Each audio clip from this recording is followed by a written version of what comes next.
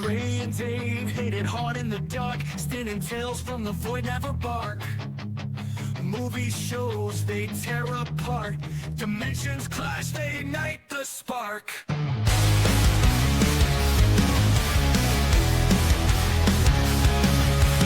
Couch debates, turn the volume up, set the chaos, overflow the cup. Alien worlds and twisted scenes, banter spreads like electric dreams. Outer dimensions ride the waves, trying days set flames ablaze, discussing bits and cosmic plays. Beyond the stars they find their praise.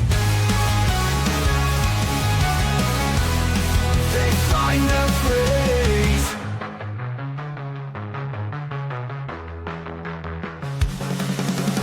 Ripping through the Hey guys, welcome back again to the Outer Dimensions podcast, the channel where we chop it up when it comes to movies, music, and much, much more, guys. If you guys notice, we have three people in the Outer Dimension podcast tonight. We have the father, the teacher, the lover of all things Sentai. Well, actually, that kind of goes for both of you guys. I would say, yeah. I would say that's both of us. But only one is our true tribal chief of the Outer Dimensions podcast. Dre, the Geek Dad. Acknowledge him.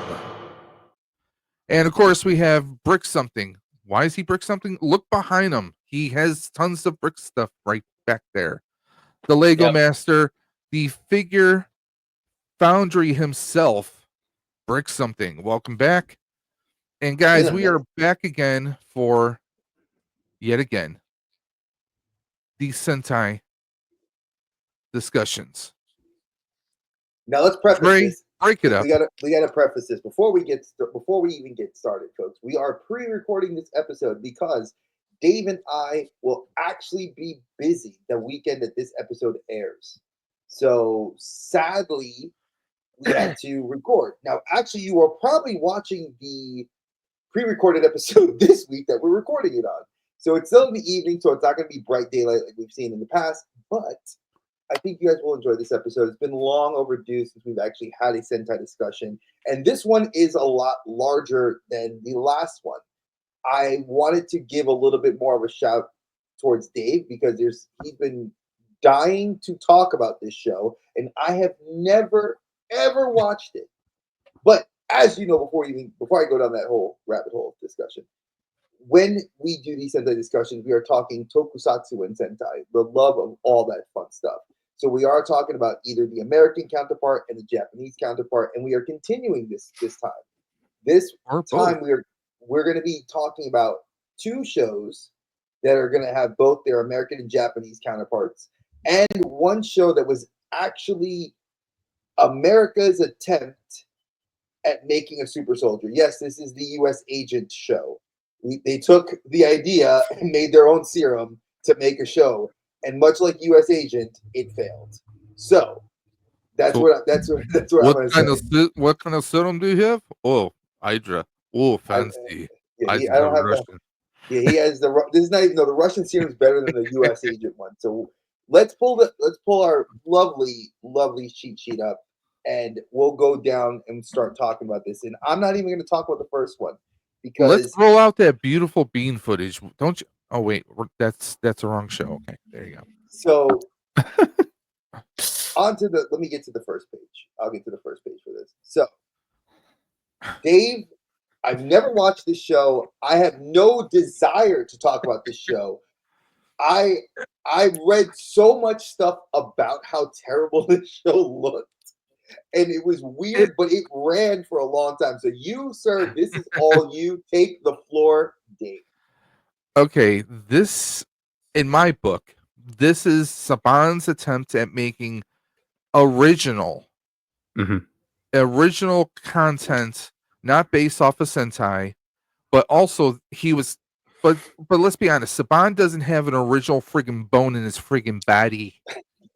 Team Saban, if you're watching, I mean it with every bit.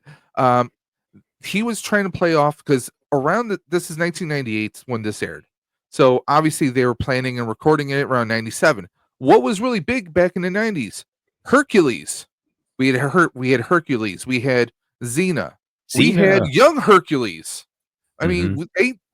they did a series of movies, and then they did the TV shows where you had Hercules, because originally Hercules was this with Kevin Sorbo was a series of movies, like TV movies that they did. You know, Rob Tapper and Sam Raimi. We know Sam Raimi, you know, Evil Dead. Um, they did a series of those, and then they, of course, so much attention that they did the Hercules TV show. They had Xena, and then you had young Hercules with Ryan Gosling. We all know who he is. But I mean, this is like Saban's like, hey, let's see, can I marry the idea of Power Rangers and go with something that's kind of like ancient, something that's kind of mythological almost. And the attempt was to basically take a fantasy adventure, base it in Ireland, because they were pretty much, most of them were either British or Irish actors, and they just they made an attempt that it wasn't the greatest attempt, but it was entertaining because it was so different. It was like, trust me, there's stuff out there that is horrible when you watch it, but it's like a car crash. You kind of just you can't stop looking at it. I mean, the I could easily stop looking at. I was in college at this point. I mean Girls. I the was I was well actually well seeing women at this point. well I mean This did the not appeal. the princess, the lady in waiting, who is one of the mystic knights of Tir na Nog, she was pretty on the eyes, so there was that. But She wasn't. their I give her that. their transformation sequence was definitely something to be a little bit desired, but it had that kind of concept of uh we've talked about Big Bad Beetleborgs, how you would see transformation of like an arm first, and then the legs, and then the torso, and the helmets were always a little crooked on their heads when they changed, you know. They didn't just do like a little command like, oh, it's morphin time, and say the name of a coin. They had, they had like it was a forest of fire. They had these weird kind of like, it was almost like a Celtic chant that they would have to say. And of course they started with three. They finally wound up with, I think, four or five ultimately at some point. But it just it was one of those things like, for some reason I just kept watching it. I kept watching it all the way through till it stopped. I never had any of the figures. And really the figures are kind of hard to find. They are pretty damn hard to find, actually. Um, but it was Saban's attempt at trying to do something original, and I think after doing that, that kind of reinforced like, okay, yeah, this didn't work out too well, so yeah, we're gonna go back to relying on Sentai. It was an experiment that he did basically, Mhm, mhm. and like it says right here, reason for cancellation was the budget was pulled to support Power Rangers Lost Galaxy, and of course Digimon Digital Monsters, which that's another show I watched. I was a Well, big fan. and again, when I was doing the research on this, and this is the only reason I was able to find a couple of good little screen grabs, and I put the figures in there. But what I kind of noticed was the story sounded very from a historian mind reading it. I was like, wow, they're going into like Celtic lore. Mhm. You're going Yeah. into the Nog. You're touching It- on this other world. Like there's the real world and there's this other world, which is what Tir na Nog is. It's the Celtic like alternate like other dimension that's like the land of the yeah. fairies. And big shout out to M. Night Shyamalan, whose daughter just did the film about fairies and elves using Tir na Nog in Ireland. If you guys have not seen the horror movie, Hmm. it was the one where they were in the four people lived were trapped in the house and they couldn't escape, and you Wait, had there's to. four people there. What? Uh, Interesting enough. And what was also interesting was there. You all know me and Brick love talking about diversity. Whenever we get together and we have this stuff, this show was originally for people that were Irish in or Celtic descent. They brought a person of color in later on as a replacement actor who was Oh, I the didn't even know that. foreigner. Yeah, I only know this because I did the Yep. research. He was a foreign prince. He Yeah. is the gentleman that is the one that wears all purple. He was a prince from a foreign land because supposedly in Tirnanog there were like the way the map was drawn to show this, there were like islands and the main kingdom, which was the main villain, lived there, and she was trying to invade. It sounded like, wow, this sounds like Celtic lore. Where they went left with this, and I didn't watch the show, but from watching the images, it does not sync with that idea. So I actually tried to watch it. So he's the third from the left, and it's kind of small on my screen. Is he kind of like a Persian style yes, outfit? he's Yes, more like yes, a Got it. yes. Moor. Yeah, he's like a Moor Oh, interesting. style. I could not. I figured I didn't know when I mentioned all this stuff to you, and you said, "Oh, you loaded it up, Drake." Yeah. I was like, "Brick." Yeah. I was like, maybe he saw this because I knew Don't at go this to point lights. I literally Mighty Morphin was so out of my view at this Uh-huh. point because I was more into anime. So this was the time of like Rurouni Kenshin, Uh-huh. Tenchi Muyo, Fushigi Yugi. I mean, all these other anime were really on my radar more than the Sentai was while I was in Yeah. college. So I feel like I missed out. So there you go. Justin Pierre was his name. Oh, okay. Yeah. You But got wait the a actors okay, right there. explain this to me. Yes. He's a Persian Or I don't know more. if he's Persian. He just Well, looked at no. the That's what armor looked at. the armor looks like that, right? Yeah. Yeah. But his name is Ivar, which is a Viking Oh. Norse name. So Here's I don't here's a know. better picture right there. Him in his garb right there. That's completely Middle Eastern, very Middle Eastern design, and yet And he's the only one name is rocking horns Ivar. too. I wish whoever It was if Fox Kids. Whatever. exactly. If anybody watched this in the comments, what can comment, educate me on why. Why? I never saw the So- toys in stores. I never saw any of this crap. Okay, let me go back a little bit. Here- I don't know if you had more Here's our slides to go baddie of the through show. first. No, I Yeah. have more slides of other shows. I only have this one. Okay. Well, I mean, I just remember this time I was like literally, it first aired in September 98. So I was finishing up where I was in Santa Barbara and moved up here to the Bay in November 98. So that was like super busy time for me, just in terms of like trying to figure out adulthood. But so I remember hearing about it and kind of actually had a little bit of hope for it because it wasn't Mhm. a property that he was bringing over from Japan and sort of dubbing and doing this whole thing. I was like, That okay, he I wonder. appropriated basically.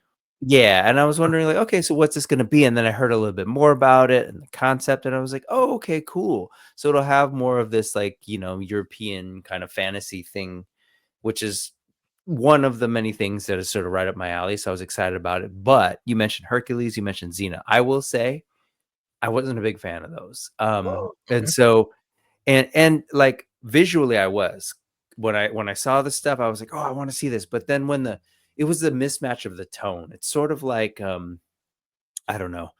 It was just sort of like in my head, I can't help but want to see like Conan the Barbarian, Yeah. the notion of like this out of time kind of like some ancient time in an ancient world and everyone's Yeah. serious and there's accents and stuff. But then it's like, then you watch Xena and you watch Hercules and, you get people who are like, hey, bro, or like, it's just like us talking in our In our American vernacular. vernacular. And it threw me off. It always And- threw me off. But go ahead. And I mean, those shows were and the thing is with those shows were obviously in syndication. Yeah. They're meant to be in syndication, Yeah. and they were written so that it really wasn't. I wouldn't say it was overly because those shows were not overly big on historics. Right. It was more Right. like, hey, well, let's keep things entertaining, which they Sure. they kind of wrote lowbrow for a lot of that. Yeah. And it was definitely if you rewatch those shows now, God, the writing is Yeah.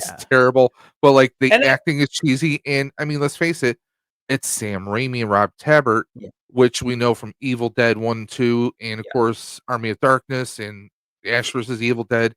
These are not Emmy award winning shows. They are meant for that lowbrow humor, and they kind of want that approach like, hey, let's do unrealistic fighting because the fighting in those shows was so unrealistic. I mean geez, just I mean, you could tell like, oh, he's definitely got wires on him, but you can't see the wires, but you can definitely see it. It was Yeah. like overly just even But I the think it fight was camp to be choreography was just campy. yeah, it was It was meant to like be Yeah. campy. Batman. I It was mean, it like was Batman totally 66. Yeah, campy. I got the yeah, assignment. I knew it was yeah, Sam Raimi, but at the same time, it was just sort of like, oh, I wanted, when I see things like that, I get excited yeah. when they're on TV. Like when they did the Beastmaster show, I got so excited, Oh only to yeah, be like anything yeah. that It was seemed to watered like down. go back to the sword and sandals of, Yeah. the stuff from the late 70s and early 80s. I just would get excited and then, immediately be like, Or okay, this is The Mortal gratuity. Kombat series that they had. Sure. Yeah. Yeah, And I so, mean, but like at the end of some the of those day, I guess I wish they'd planned it tonally differently. So when I yeah, saw this, and it was kind of in that, it's like, okay, I get it. It's a little bit more like that. So I should have known better. It was coming out of the same folks doing Power Rangers and taking Sentai and Z yeah. Ranger and sort of. So that was fine.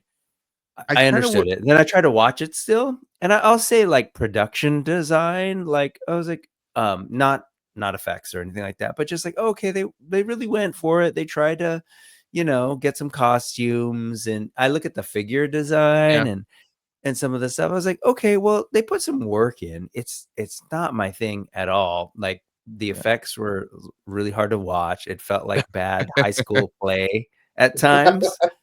Um, yeah, but I give him credit for not only trying to do something original, but I mean, he could have easily been like, okay, I don't know, space armored ninjas. Like he could have done real close to what he knew. And so they went somewhere very different, yeah, and I applaud them for that. I don't like the execution, but yeah, you liked it. And yeah. it seems like when you talk about it, it's like you're a little bit like, it was almost, like, I'm ironic. Do you know of anyone who, I'm like, aware of it. loved it? Yeah, do you know anyone who was just, like, super sold and into it? Honestly, I really don't I can't recall. Yeah, but, like, Okay. when Dre said that this is something that's kinda like, um, kind of like for those who are Irish, I'm Mhm. half Irish, so Yeah. this is, like, something awesome because it was like, "Wait a minute, I've never seen Irish superheroes," and that's kind of what they were in a way. But, yeah, in retrospect, I wish they would have done the writing maybe a little bit, uh, aimed at maybe older audience. Yeah. Which I think would have been great, like, your teenagers, your 20-year-olds, I think if they could have done that kind of approach, I mean, to save it could and I'm really glad he didn't do that. I was afraid that at one point, like, okay, obviously the show it's kinda getting a little bit old, because it's repetitious. It's the same old situation. It didn't seem like the battle between good and evil was going anywhere. We Right, started to get right. we had up to four nights at one point, but it wasn't going anywhere. At least with like Power Rangers, you had okay, uh, Rita joined forces with Zed. Oh, they Mhm. took away the powers of the Green Ranger. You know, Sure. Yeah, we had to get story a new mode. Ranger. There was a battle going on, and hopefully it Mhm. was obviously as they were getting older with every Ranger, and I'm sure with every Sentai show, you see a progression of the storyline. There really wasn't a progression here. There wasn't like a big like because they had like their own knockoff of Morgan Le Fay in here. They it just it you didn't have a progression and Mhm. that is I think that started to throw people off because like, wait a minute, like, where's this going? Is there any Yeah. kind of a battle? Is this gonna lead up to something? There really wasn't that. And I'm glad that they didn't try to say, well, oh, by the way, these were ancestors or precursors to the Power Rangers. I'm glad they didn't go that route because I knew Oh people who were Lord. like saying, oh, I can't wait to see them like cross over. Like, oh, they had common, they did, obviously they did Mask Rider with the Rangers and Uh-huh. I was like, I'm glad they didn't do anything like that because personally, I hated when in Power Rangers in Space did the Teenage Mutant Ninja Turtles, the Next Mutation crossover. I was not a fan of that because Mm. a lot of the costumes and everything were very cheesy, but that's just my personal opinion. But Mhm. yeah, and honestly, like Dre has in here about the budget being pulled for Power Rangers Lost Galaxy. Lost Galaxy for the time was one of the most ambitious shows. They were reusing the old Starship Troopers armor on like a crap ton of actors Oh, in really? that show. They had a larger kind of scaled set that they used to make, because the Power Rangers Lost Galaxy took place in space. Mhm. It was this big, massive ship called Terra Venture that was like, it was a space colony Colony. flying through space. And you had a death of a potential main hero in the first episode. I mean, there's a lot of, I'm not going to get too into it, but it was one of the more ambitious. And look, these weren't teenagers; these were 20 somethings at the time too. So Mhm. Mhm. Saban obviously, he wanted to take the money away. The writing for Tirnanog, the idea, the concept was great, and that's what I really liked about it. But ultimately, it didn't go anywhere. And I think Okay. that was It that was was the supposed nail to in the though. coffin. It It was was supposed supposed to. to.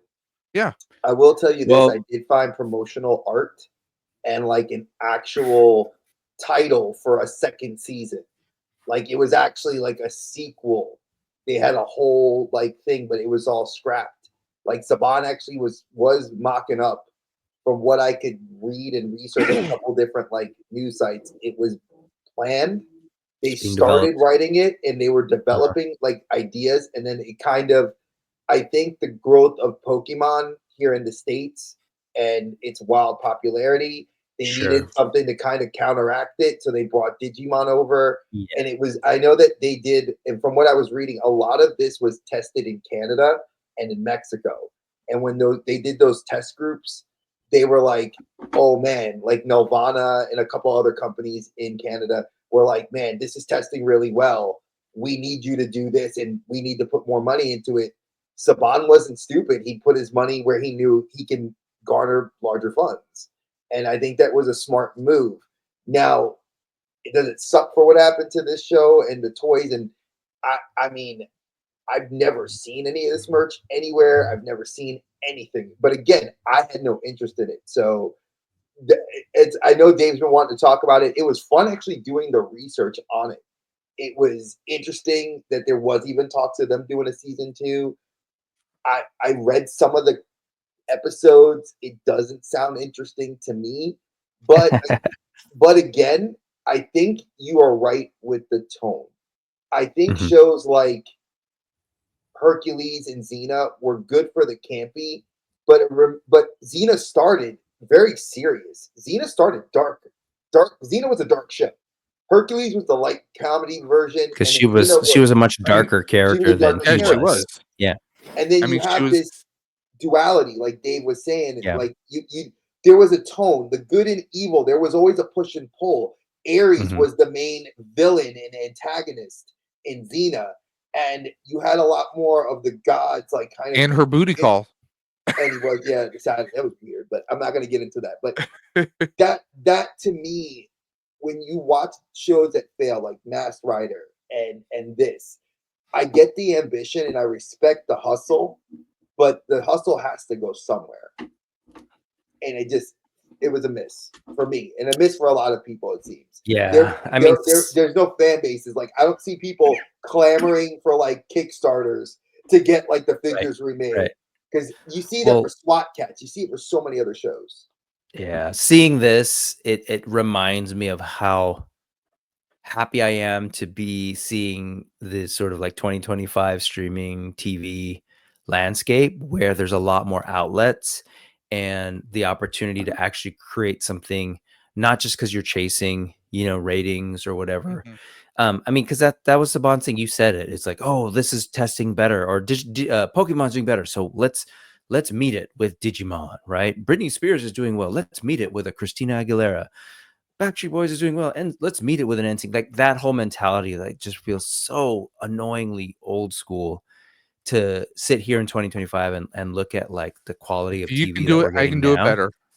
Yeah, and now it's just like, well, Netflix is more so like, okay, what's a cool idea that we want to do? Let's put money on it. The problem is they never finish anything. But like, I just feel, and I look back at this, and I think there is a version of this show because I like the whole idea of basing it in sort of Celtic lore, all of that stuff. Even when you're talking about like, oh, a foreign prince, I was like, oh, that could be kind of interesting. And I could see it being kind of a cool thing that I would watch a version of in 2025 on Netflix if it were, just a little bit more played straight, I mean, and they could still have the special effects, but like, they could. I mean, basically, I guess what I'm saying is I want the Japanese anime version. Like Japanese That's anime what I'm is just saying. like they get Give me an wacko animated version of concepts this. and they I would just watch the shit out of do it. this. Yeah. Look, Avatar. Look, Avatar is exactly that. You took Eastern Yeah. philosophies and mixed Sure. it with American ideas, and you put it together, and it became a multi-billion-dollar Yeah. franchise. I mean, just the whole notion, even that logo, man, someone went to work on that thing and good for them, Yeah. like all the Celtic knots and everything. And it's like, I actually would really love to see something in this world and see, but Well, what not about this. But what not about this. what if Not Sentai? What if like somebody did a Sentai based off of this? I Well, mean, they did something like this. Let's no, stop. Let's no, pause. but They did something like this. Not Tyrann the Knob. Saint Seiya. Saint Seiya Oh, is that's right. Sure. Saint Seiya is the anime and a live action version, just not taking from Celtic. It took from the actual mythological Yeah, like deities Greek. of Greek and Roman Was it mythology. Greek or more And it Roman? was Yeah, I'm forgetting. it was Yeah. wildly, and Saint Seiya is wildly See, popular. you know what? You nailed it. When that's exactly what I'm describing. It's when you're coming in a culture, production culture, and a culture like Japan, where they're just like they'll take the most out there ideas, but play it straight, and they won't. They won't. I hate to do this. I don't mean to insult anybody who liked this show, including you, Dave. But they won't really like talk down to the audience. They're just like, listen, here it is. There's magical creatures, whatever mythology, and we're just gonna play it as if it's real. The drama, the relationships between the people will be real, but it's wildly fantastic in this wild. Yeah, and they get me every time. Like, and that's what I love about anime. And this is kind of what we were talking about two episodes ago when we started this Sentai thing. It's just very different cultural approaches to entertainment. So even when Japan has a silly concept for a super team, for some reason they play it straight, and I get sucked in.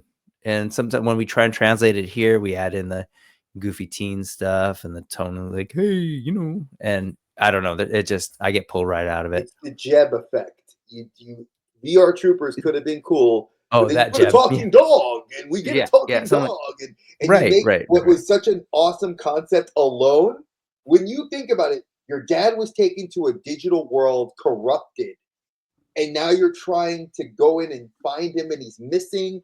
And you get a group of your friends. Yeah. He's a martial artist. The other one's a journalist. I mean, that shit is fire.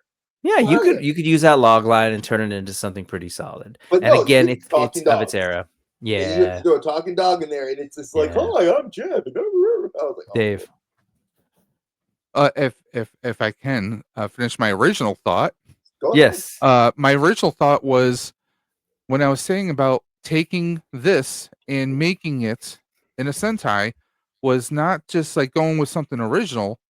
How about taking something that was already established and doing their own reboot of it, using the same, similar designs of the armor, similar storyline, and actually taking that line and using it, kind of like how Saban appropriated Sentai and Like reverse adapted it, reverse the process. reverse it. That's So where my original thought reverse was going. engineering. But I like that. Dre got passionate. And then we got He then we went to got Super that boiling blood going. He had to cut me off like Lorena Bobbitt, but that's okay. He's my brother.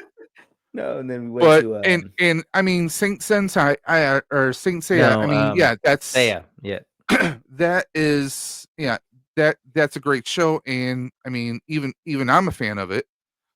But whatever I was going was like, hey, why haven't we had maybe a Celtic take of Sentai? We haven't had that, had we? Right?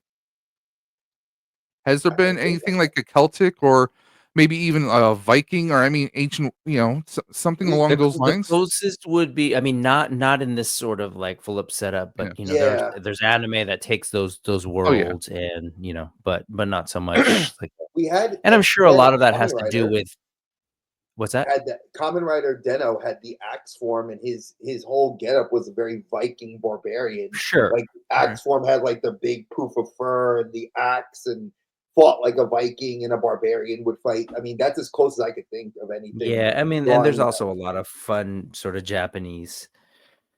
There's just whatever. There's just what am I trying to say and how am I trying to say it?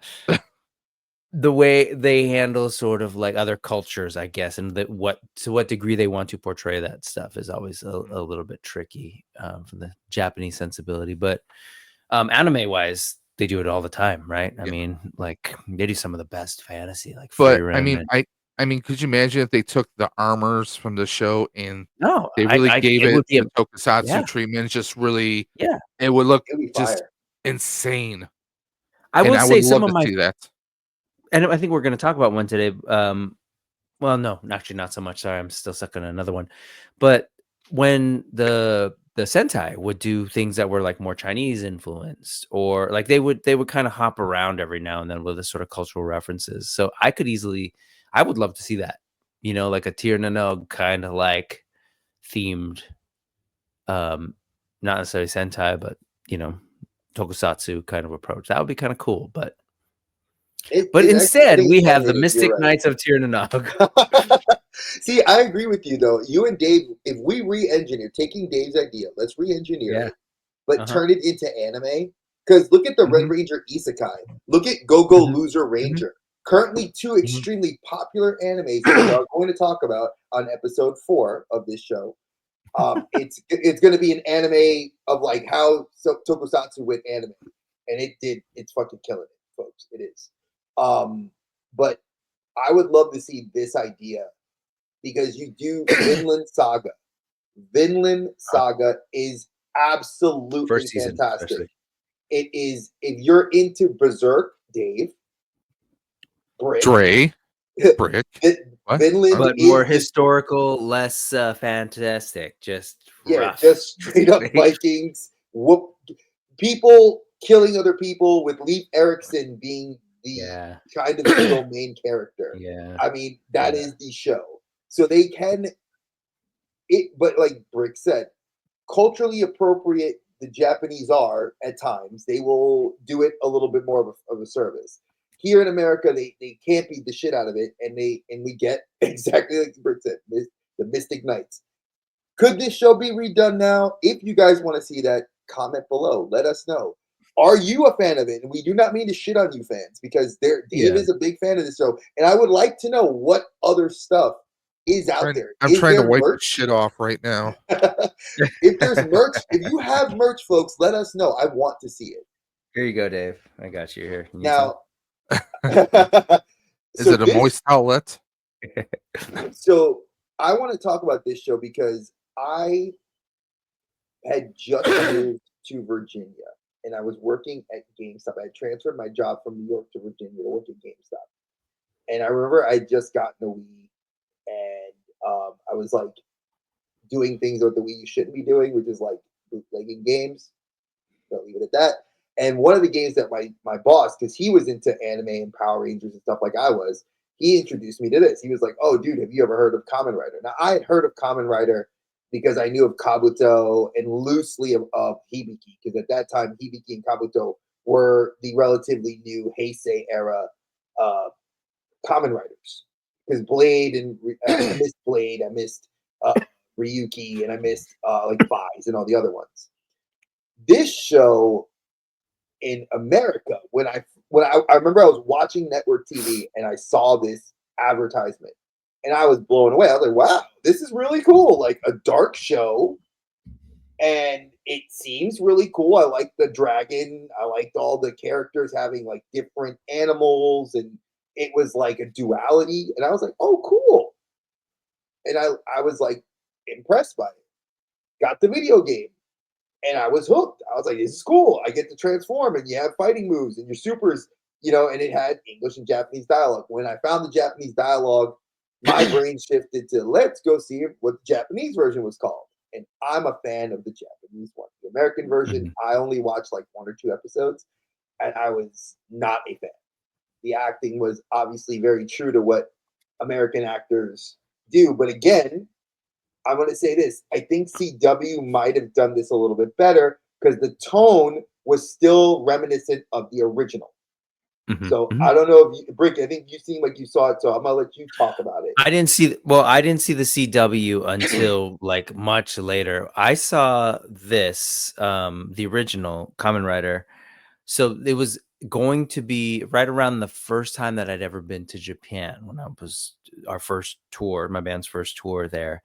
And so I was kind of just like clamoring to kind of see what was current, right? And so I actually kind of missed a bunch of the like early the Heisei stuff.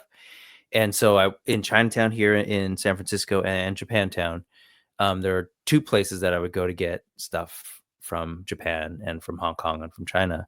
And I get VCDs. A VCD was a format that didn't really take off too much here in the US, but you're It muted. But sounds familiar.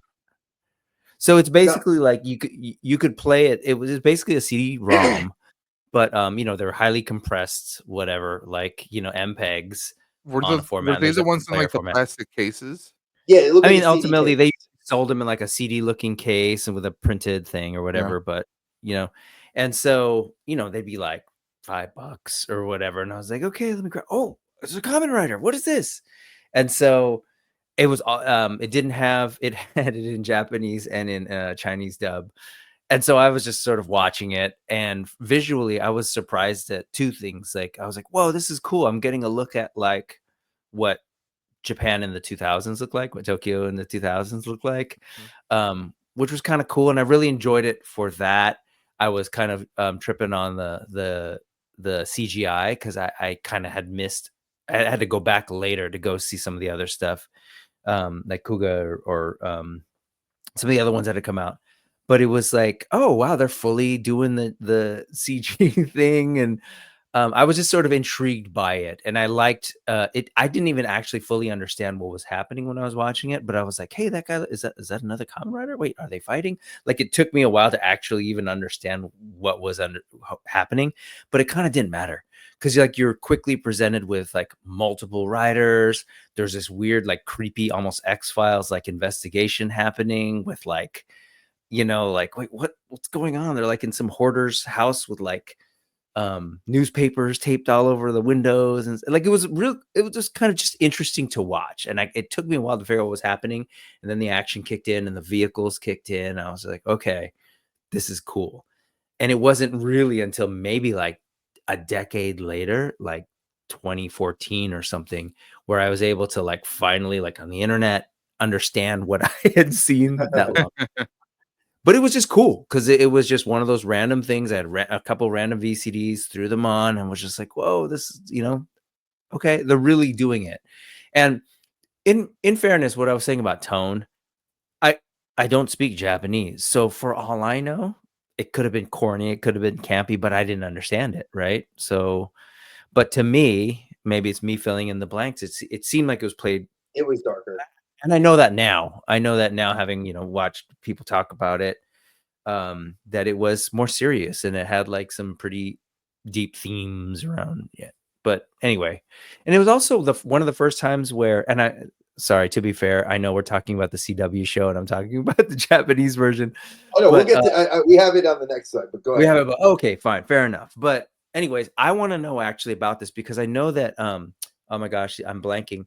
But he's actually a Pinoy dude. He's Pinoy in Japanese and from Hawaii, like a martial artist who was in this. Damascus? Mark the Costco's. Yeah, he was Yeah, in the Mark American version, right? At Mark the some Was Costco's point. he? was it? Yes, he was. Yes. Oh, And so okay. like He I was the remember villain. yes, and I remember kind of seeing that and being intrigued, and I tried to watch it when it was on, and I was like, "Oh, this is not my thing." But it was again, I guess, cool that they tried it. I wonder if this is still on the CW TV app or the TV No, website. it's No. no longer there. Shop I'm like, Factory. there's a CW TV website. Well, yeah, That's yeah. where There's I'm a at. website where you can like all the syndicated shows that they've bought Oh, okay. over I the had no years, like idea. even stuff that's in like syndication.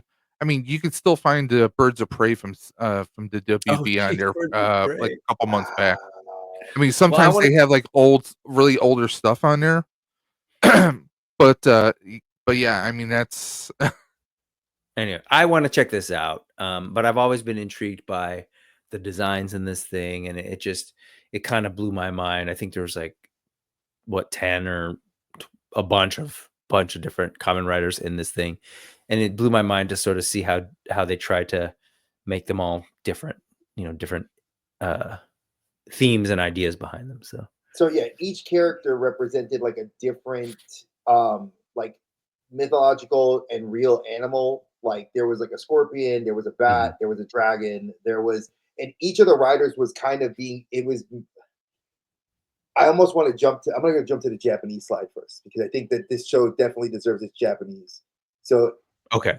in the Japanese version of the show, and we're going to go back to the CW version.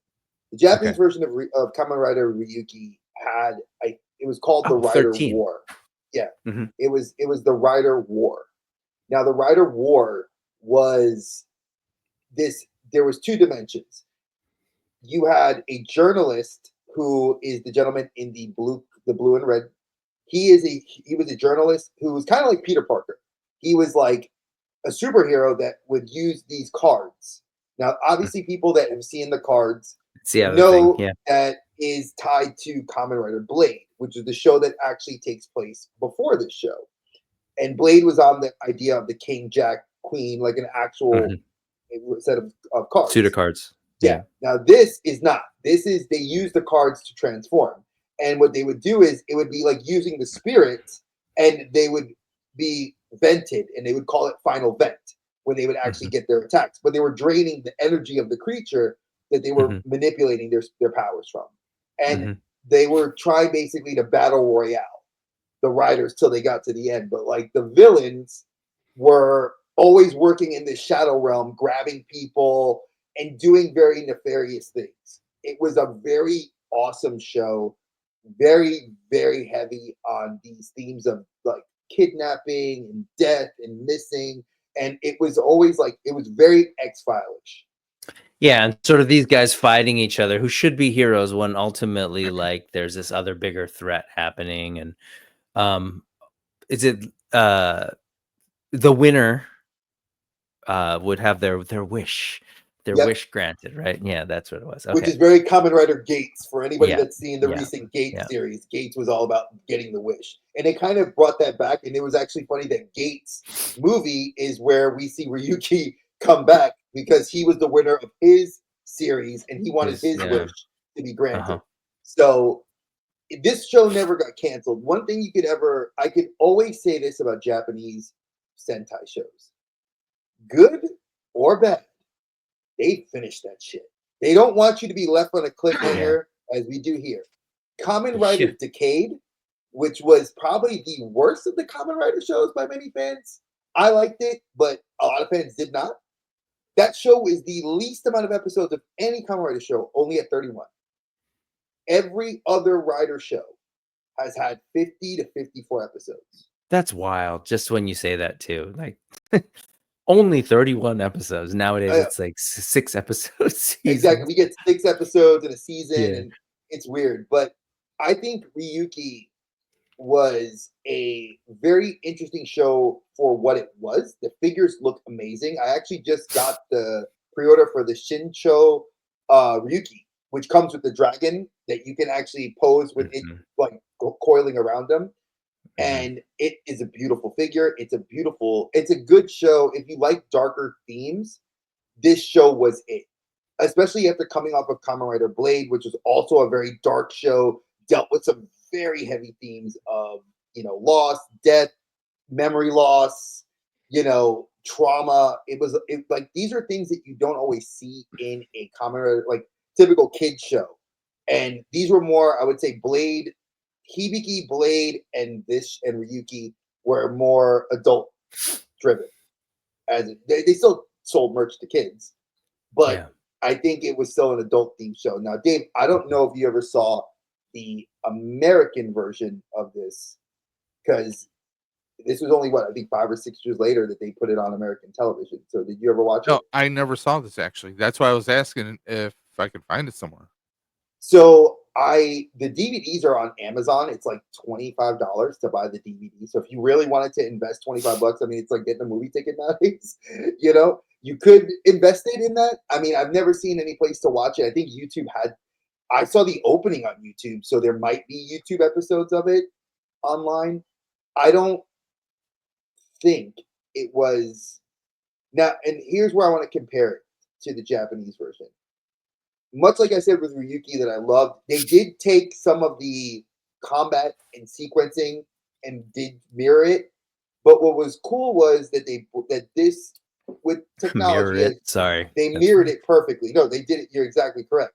They Yeah. took the fact that when they would go into the mirror world and fight, you would see people walking in the streets of whatever city, mythological city this was, and they'd be like having like a cell phone conversation, drinking their Starbucks, and in the mirror you're watching two riders duking it out to like fight, Yeah. and it was such this great dichotomy that on American TV you weren't seeing that on a superhero show. Maybe you were seeing it on Smallville because Smallville was on around this time, and that was kind of I think the audience they were shooting for on a Saturday morning. Like, hey man, your little brother or little sister's watching TV, and like, oh wait, hey look, we got this 30-minute show for you. Check it out, see if you like it. So I'm really bummed that I'm kind of surprised I never really watched that because I was watching Smallville pretty like religiously for a long time because that show was on forever. And I don't know, for some reason I'm surprised this thing never hit my radar, the US version when it was on live. it wasn't. It got moved from Saturday mornings to Sunday mornings, and that's when Oh, it was meant to be like a Saturday it morning was a type. Saturday. Yeah, because 4 Kids was their Oh, got Saturday it. programming Okay. and their Okay. Sunday programming. And I noticed that when Oh, I caught it, I weird. used to work at GameStop in the mornings, or I would Uh-huh. close.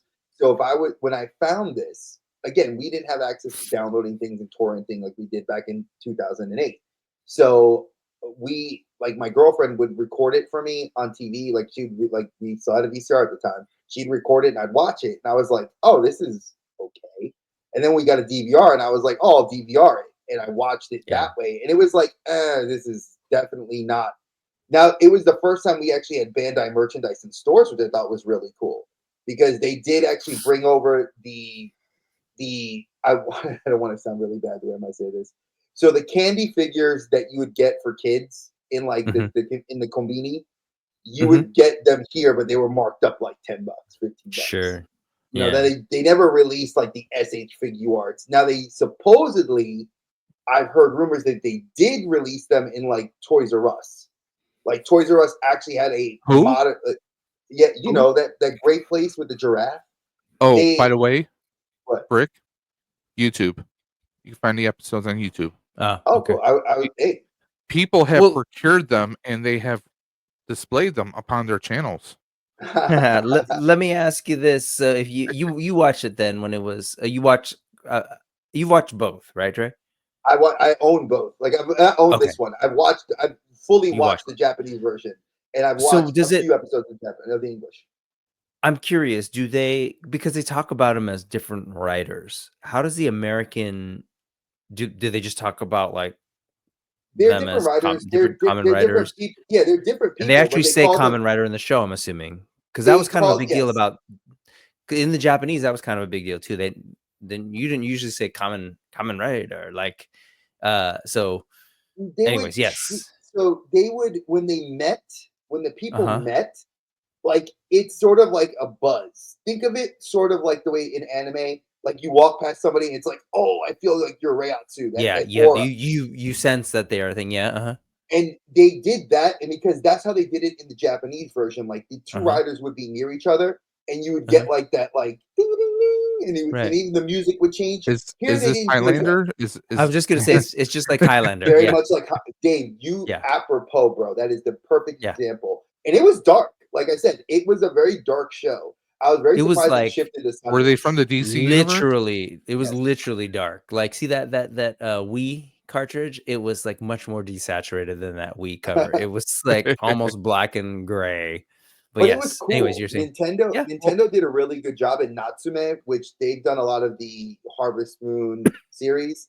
Natsume brought this game over as a fighting game for the 3DS. So we actually did get a lot of, and it was something cool because again, as somebody that was closeted in the fandom of Kamen Rider, it was kind of cool to start seeing it on an American shelf. Sure. And this really kind of opened me up to be more of an active fan because I had cosplayed as Kamen Rider Kabuto, and Kabuto was a pain in the ass to get any of the merch for. I had to order it all from Japan and pay ridiculously through the ass for it. But it was cool that like people would see you and they'd be like, "Wow, we know you." Like you would catch that one or two anime fans at a con that would be like, "Dude, you're cool because you're like you do the transformation," and we would do it, and they would like, "Oh, dude," like we would do the poses. And there's a thing that amongst back then that Sentai fans would know other adult Sentai fans. So that was something cool. Now, sadly, you Were you literally detecting each other's auras? Be yeah, honest. Yeah. we felt like to use the kids' terms, we felt our aura. But again, this show, much like the Tirnanog, suffered from budgeting. There was a desire. Tirnanog. It's Nog. Tirnanog. No. Tirnanog. A failed show. Failed show. I'm just trying to help educate the educator. You can educate I'm the voice of the voiceless. Doesn't matter. Now, sadly, I think at this time they were trying to bring over what was coming out in Japan at the time, which was Kamen Rider Double. Now, Double was a fantastic show. I don't know, Brick, if you've seen Double, which was the two. Double. So Double's the two bodies, the two different people that had one belt, and they would they would merge as each half, and the eyes would light up when either one was talking. Great, and show. Then they could merge into different things. Those are cool. Great toys too. Great toys. They were trying to bring that here to the States, and that kind of botched, and they weren't able to. So that kind of dropped the whole Dragon Knight thing. But it's the cool thing is you could have bought the belt. I'm going to say that very honestly. For anybody that wanted to, you could get an American version of the belt, and it was bad, but it was close enough to the Japanese version that you weren't really getting ripped off. It was like a dual disc.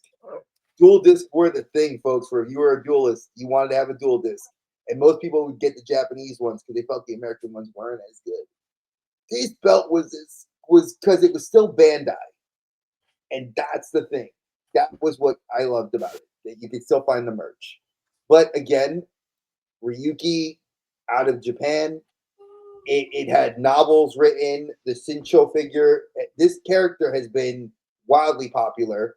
And like I said, he was literally in the Revice movie from 2023 as recently, and it was the same actor redonning the two actors that were the Bat Knight, which is you see right behind him, and the main Dragon Knight.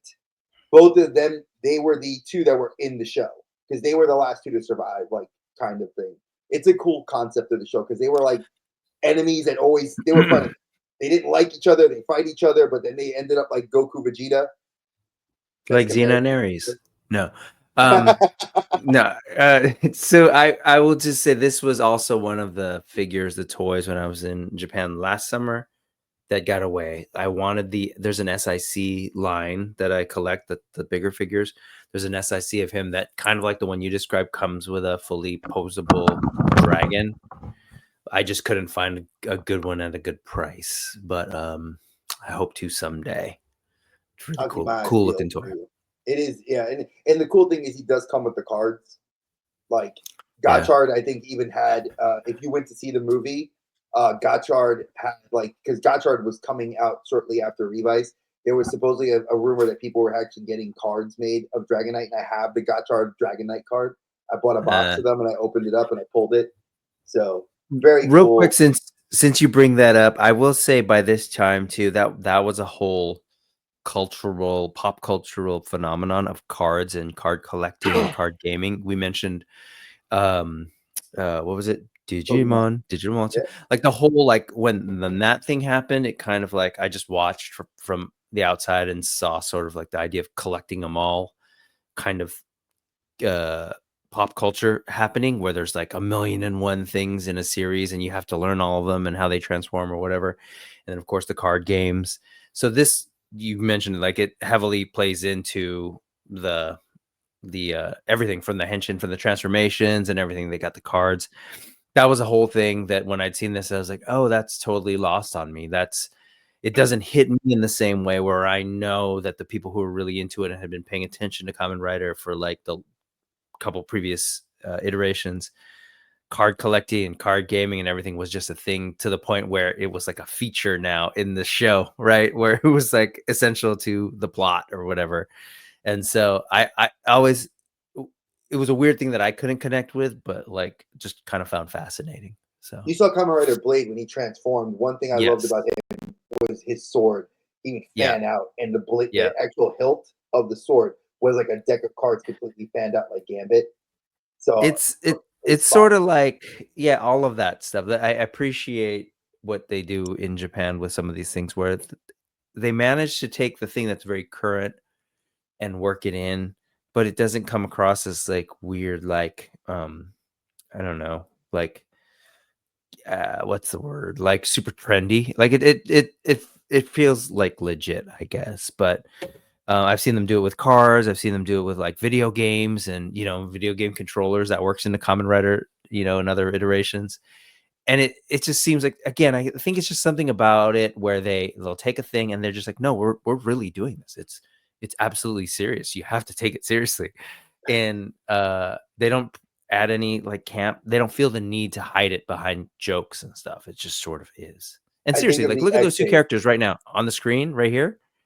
Like they've got hair like that and are treating it as if it's completely serious, even though I'm sitting here looking at it and it's like, damn, that's kind of Oh ridiculous. no, and But trust me, years later they still maintained their hair like that. It was yeah, hilarious. Like it's they owned their characters. Like they were like 40 yeah, something years old, and they're sitting there like Henshin. I was like, yeah, dude, like respect that. I mean, I got no yeah. hair in the game, literally, so I couldn't do that. But like, wow, like cool. I will say one thing: X8 was when you said brought back X8 when it transformed, and he had the Super Famicom buttons on his chest as part of his Uh-huh. base Yep, yep, transformation. So yeah. yes, I do love that. Let me just ask you this, Dave, because I know that you haven't really sort of seen these, but just from a little bit more of an outsider, a little experience, when you look at like those guys' costumes and everything, like how does it hit you? I just think badass. I mean, Yeah, it I've comes across as Dre, Dre, badass, not Dre, corny. Dre knows I've seen a few, like there's a few Kamen Riders that have been on Amazon Prime Video I've watched. Okay, So yeah, yeah, I am aware of Kamen Rider. I just yeah, don't know the yeah, individual series as well as you guys, obviously. yeah. But yeah, I mean, look at the drivers are insane. Uh-huh. The designs are just pure insanity. And I mean, Yeah. like, when we were looking at the CW one of those masks, it actually reminds me of the Batman Who Laughs. Mm. Mm. He's Mhm. actually kind of like that character too. Or Mhm. the speed metal ones. I mean, like, Mhm. Mhm. I get those vibes. Those are the vibes I'm getting off of them. So I love dark stuff. So because I'm probably gonna watch the episodes on YouTube this weekend. So You'll at enjoy it. least For yeah. knowing you, you will totally dig this show because it is. I think for you, this would have been the show, Dave, you would have watched at that time because this you were the audience. We were that target audience. The three of us, this was the target audience. They wanted guys that were loosely into anime, loosely into You like mean when they Power did the Rangers. US version? Yeah, the US version was Uh, definitely it was the US version was playing in two different arenas. They were still trying to appeal to the Kamen Rider fan base, but they Mhm. were also trying to draw the teen young adult crowd because there Okay. were like some hot chicks in the show. There was there was like a lot of badass tension. There were stakes. Like you said, Mm. Tierna Nog and Dave said it. You both said it. There was no real stakes. It was kind of Tierna like Nog, Tierna Nog. like Sorry, Kylie Minogue. Kylie Uh, Minogue. Thank you. That's how I okay. remember it Uh, now. I think of okay. Candy. And But yeah, it's by the way, I want to backpedal onto Tir Nogue. Okay. Just one final thought. Brick mentioned about like, oh, if you could do it, if you could kind of reboot it. I mean, Netflix has done that with a few shows. mhm. Actually, I wasn't a show I think was started with CW, but then they brought it over to Netflix. Sabrina. It's right. Oh yeah. because Riverdale. Yes. it was Yes.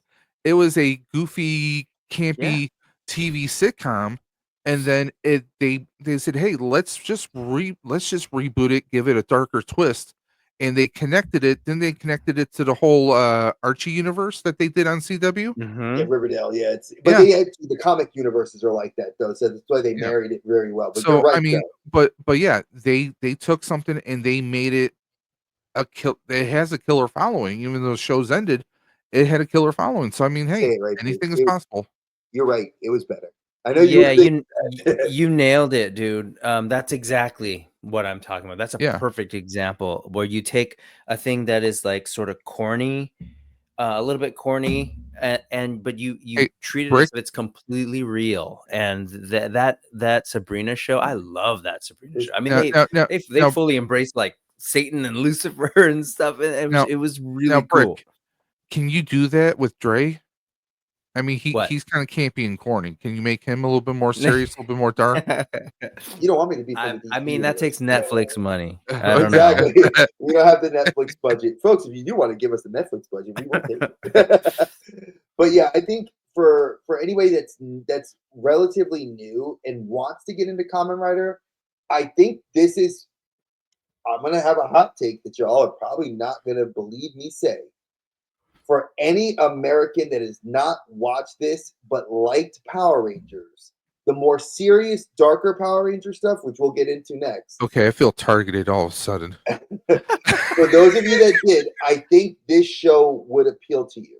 And I think the American version is a good starting jump off point to go then watch the Japanese version afterwards to see what you might have missed. But I think it's a decent enough translation, way better than and I will say this, in all the research I did, this was to erase Saban's butchering of Kamen Rider as Masked Rider from history. Every news outlet said this show was to erase that he never brought it here till this. And I have to admit, good on them. Good on the CW for doing this. Who did this? Do we know? Like who was CW, responsible? I didn't go into the actual like production crews, but from CW, the one that funded it, and CW Kids, which is owned by like 3 other Canadian companies that but were definitely Saban had no hand. Saban didn't have this no. Gotcha. Saban did not have his hands in this at all, which was I was very surprised because a lot of the 4Kids stuff, which is all we all know was owned by Fox originally, was kind of gifted. Then when Fox went away from cartoons on Saturday mornings, sold it off to CW. Left space, yeah. They went and did it this way. So Saban did not have a hand in this show. Here you go. Everything I've read. Produced by Adness, ADNESS Entertainment, Toei Company, and Ishimura Productions.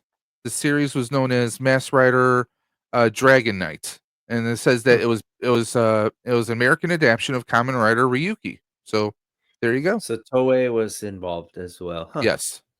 Which is interesting because they've never done any other show here, which makes sense why they were trying to bring Double over here, which Double would have killed it. It says here, Adness Entertainment, this company was involved in the American production of the series. Toei Company, Toei is a major Japanese production company. It's just basically talking about them. Yeah. But Ishimura Productions, along with Toei, and also co-produced, Kamen Rider Ryuki. So yeah. I mean, that's all. Ishimura, Toei, that's like Kamen Rider's roots. 22-minute episodes, so they're very short. Mm-hmm. That's cool. I gotta check it out. I am kind of curious about the American version. I mean, but I know it's for kids, so it's not. So it's not. This was more. It's not. It's not. I will say it. But it's Saturday morning. It was Saturday morning, so it's a little bit lighter on tone. So it doesn't pay. It doesn't play more into the investigative. It does a little bit more. Like it's like Supernatural. Let me ask you this: does it? If you had CW Nights, which was like say Smallville, was Smallville? Yes. It was older? Like Smallville, a little lighter in the content, but still, and the themes could be a little bit almost Smallville in take. Like there was, it was a little bit more of a step up. Like I said, I felt like this was written for the older brothers.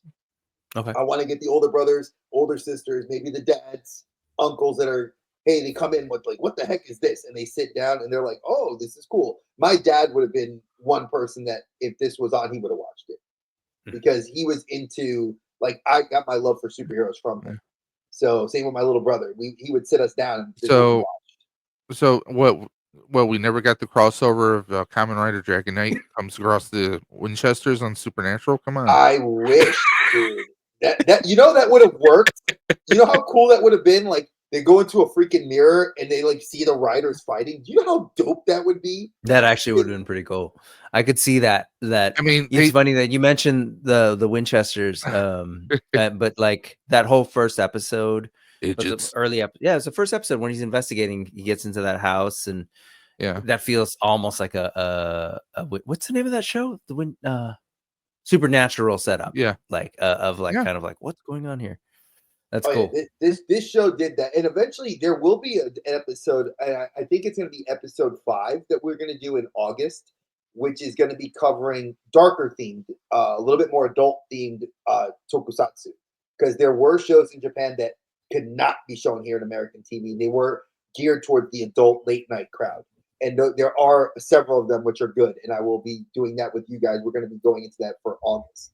So be prepared, folks. We do have there are some adult themed ones that were actually solid. Now let's go past this. Now, Dave, I love you. This is my love note to my brother. Go ahead. Say what this you're is gonna all say. for you. No. This is all for Dave. I know how much when I mentioned the idea. I love SPD. So I mean, this is his show. This was his Ranger show. Yeah. Out of all the shows I know Dave loves, and this is it. and I will criticize my brother for the images he has up here. Criticize me. There was Google is it's what a I spoiler for anyone who hasn't watched the show. It's a spoiler. Yes, I know. There's like 3 different versions of the Red Rider, the Red Ranger, which I thought was weird. But I never watched the American show, so I don't care because I am completely, folks. This is where you're going to hear my bias.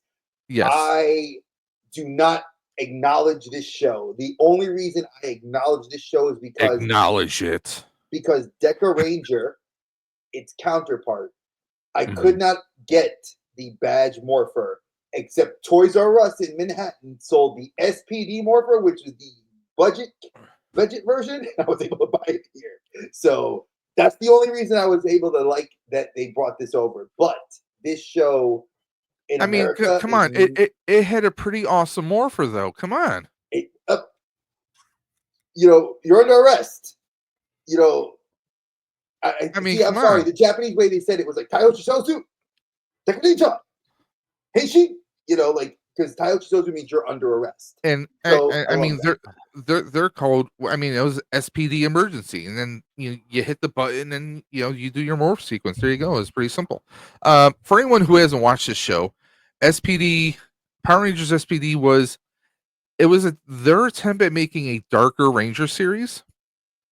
And again, it was another series because for a number of years they were focusing on, hey, let's get away from the teenagers. Let's kind of go with the 20-somethings. Because that's what every single one of the actors were. They were 20-somethings. Because the premise of the show was you had basically a Ranger Academy known as SPD. They were a police force. They were a interplanetary space force, basically. Space Patrol Delta. That's what the SPD stands for. And the premise was they had an A squad and a B squad of Rangers. The A squad went missing. So their commander, who was an alien dog from space, but standing upright, he wasn't a JB, don't worry. But he was actually he was a scaly, technically speaking. See, that's where the Japanese and the English get it different, because he was a furry in the Japanese version. Yeah, he did not have fur. He was badass though. So what happens is he only has like 3 cadets, and just so happens that his cadets kind of were overpowered and duped by 2 humans who have abilities. And what does the commander do? He decides once these 2 humans are arrested to give them a chance to join his cadets. And it's kind of like, you get Sky, who's pictured there in red, right in the center. he is kind of, he feels like he's supposed to be the Red Ranger because his father was the Red Ranger. And that's where the canon gets a little skew. I won't go down that route because that's something I never cared about in the show. But each of these humans have their own unique abilities, and this is a time when aliens are living on Earth. So there's all kinds of chaos and insanity going on. And you have the streetwise, um, oh God, how am I blanking on the character's first name? Jesus. Jack. Uh, Jack Landers, I think his name was. That was the character's name. So he's the streetwise guy who is chosen to be the Red Ranger, to be the leader for everyone. And eventually, over time, he does earn that role. But over time, like, you get upgrades for the Rangers' outfits. They get like SWAT gear at some point. I mean, hell, they have their own Zords that merge, but then you get this big, massive Megazord made out of the friggin' base, which is actually pretty cool. I mean, this was a whole dark take where they had to, you have aliens, you had, Sky dealing with the death of his father. He actually comes face to face with the person who killed him. So I mean, they had more darker tones in this show. But it was Disney's attempt, like Dre has up here. This was the last show produced by Disney, which is interesting considering, guess what's happening now, guys? Disney's got their hands on the rights to do the shows, so apparently they're going to be working on a new new Power Rangers show done by Disney. So that's going to be interesting to see what they do, because they actually had some pretty cool shows during that time period. But for me, SPD was, I mean, these were people who would never have hung out with each other, off duty. They annoyed the hell out of each other, but eventually they become a team. And the thing is with this show is, like the Avengers. Actually, kind of, yeah. Because, and you had some of the atypical Ranger tropes, at least American tropes. Like you had Sky, who he was the one who felt like he was entitled and like he was a legacy, so he should be the Red Ranger. You had Sid, who she had some pretty awesome abilities herself, but she come from a rich family, so people only saw the rich, pretty, snobby girl, and it took her a while to kind of ease up and relax. Okay, you have Bridge, who was kind of the spacey, kind of airhead kind of a guy. He was the new age guy. He always had to wear gloves because he had psychic abilities. He could pick up vibes and stuff and sense different things. And Yeah, What color Ranger was that? he was the original Green Ranger, who eventually becomes the Red Ranger, then becomes the Blue Ranger, then becomes the Red Ranger in Overdrive. But that's a whole other story. He's the one you have in blue at the bottom, in the middle, at the far left. Oh, okay. Yeah, Bridge. Yeah. That's the one you have on the right hand side there. So yeah, I got you. Bridge, and he was the comic relief, and he was the one who he never let things get to him. People would insult him, and he would just kind of like, he would just ignore, kind of laugh it off. He took life at a very mellow pace, and he was always munching on toast, and he would always say it was buttery. I mean, you had some pretty crazy characters in here, but we had a lot of Rangers in this show because we had the 5 Rangers. Eventually, their commander, Doggy Kruger, yes, he was a dog and his name is Doggy. It's a whole thing. He is gifted or pulls out the Shadow Morpher, so he becomes the Shadow Ranger, which is actually a pretty badass Ranger. Yeah. And the suit was awesome. He had a badass sword. It was kind of cool. Drake, you can shake your head at me. It's just the American bastardization of his name in Japanese, because he was called Deca Master, and he had a kill counter in the show for Japan when they aired his episode. He literally, they gave him his own operatic action music sequence, and the 100 on his uniform was a kill counter at the bottom of zeros till they got to 100, and then it lit up red. And then he'd be like, "Come on, stop!" And then everybody blew up around him. It was freaking Dre. You never saw SPD. There is in one episode where he's taking on a whole army of the Trubian Empire, and you can actually see accounts. So they do honor that in some way in one episode. So they do a Yeah. little thing like that because that's he why- does have that 100 on his chest, of course. Yeah. And they Yeah. kind of, and the thing is, that episode he's actually trying to save. The team has kind of like a lead scientist by the name of Kat Manx, who is half human, half cat. Again, guys, it's a whole thing. She also gets a morpher for one episode, Mhm. so she gets to be Cat Ranger. Then you have eventually you get two other Rangers who come from the future. Alpha and Omega Rangers. So it's a whole thing. I can't wait to talk about the Japanese version because there's. Oh, that's what I was gonna say. I was smiling I like when mean, you talk about the if you dog wanna, and the cat. we can skip right ahead to that. So No, we won't skip right ahead. No, but no, it's no, just, no, it's no, just I wanna hear it. interesting. I'm interested. go No. ahead. No, No, the I was- SPD Go ahead. Well, Go before ahead. Dre, I was We're also already talking about the smiling. show, so go ahead. Yeah, I was also smiling when you were mentioning like so the dog, and I was like wondering like how that comes across to sort of the American audiences. If like, wow, this stuff is really out there and wild, and it's just funny because they really are adapting. Yeah. They did adapt some concepts from the Japanese version, right? and So it's like they were all there, honestly, yeah. And that's why Has- I was just sort of like, oh yeah, that's interesting. I hadn't Hasbro, really when they thought did the about Lightning if you collection, didn't know. Yeah. his figure was like one of the more sought after figures. It's the most Mhm. expensive one. Still. I mean- Deca Master, or Shadow Ranger, as they call them here in Yeah. America, like his figure's freaking expensive. Yeah, I have his figure. I mean, it was one of my favorites. And they did I was have curious. the dog head too.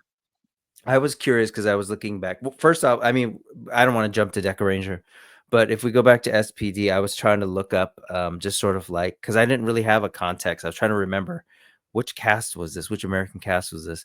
And I was looking at the pictures, like, oh yeah, I remember them. So I started Googling them and kind of looking at them, and it turns out that some of them have gotten that they've grown up.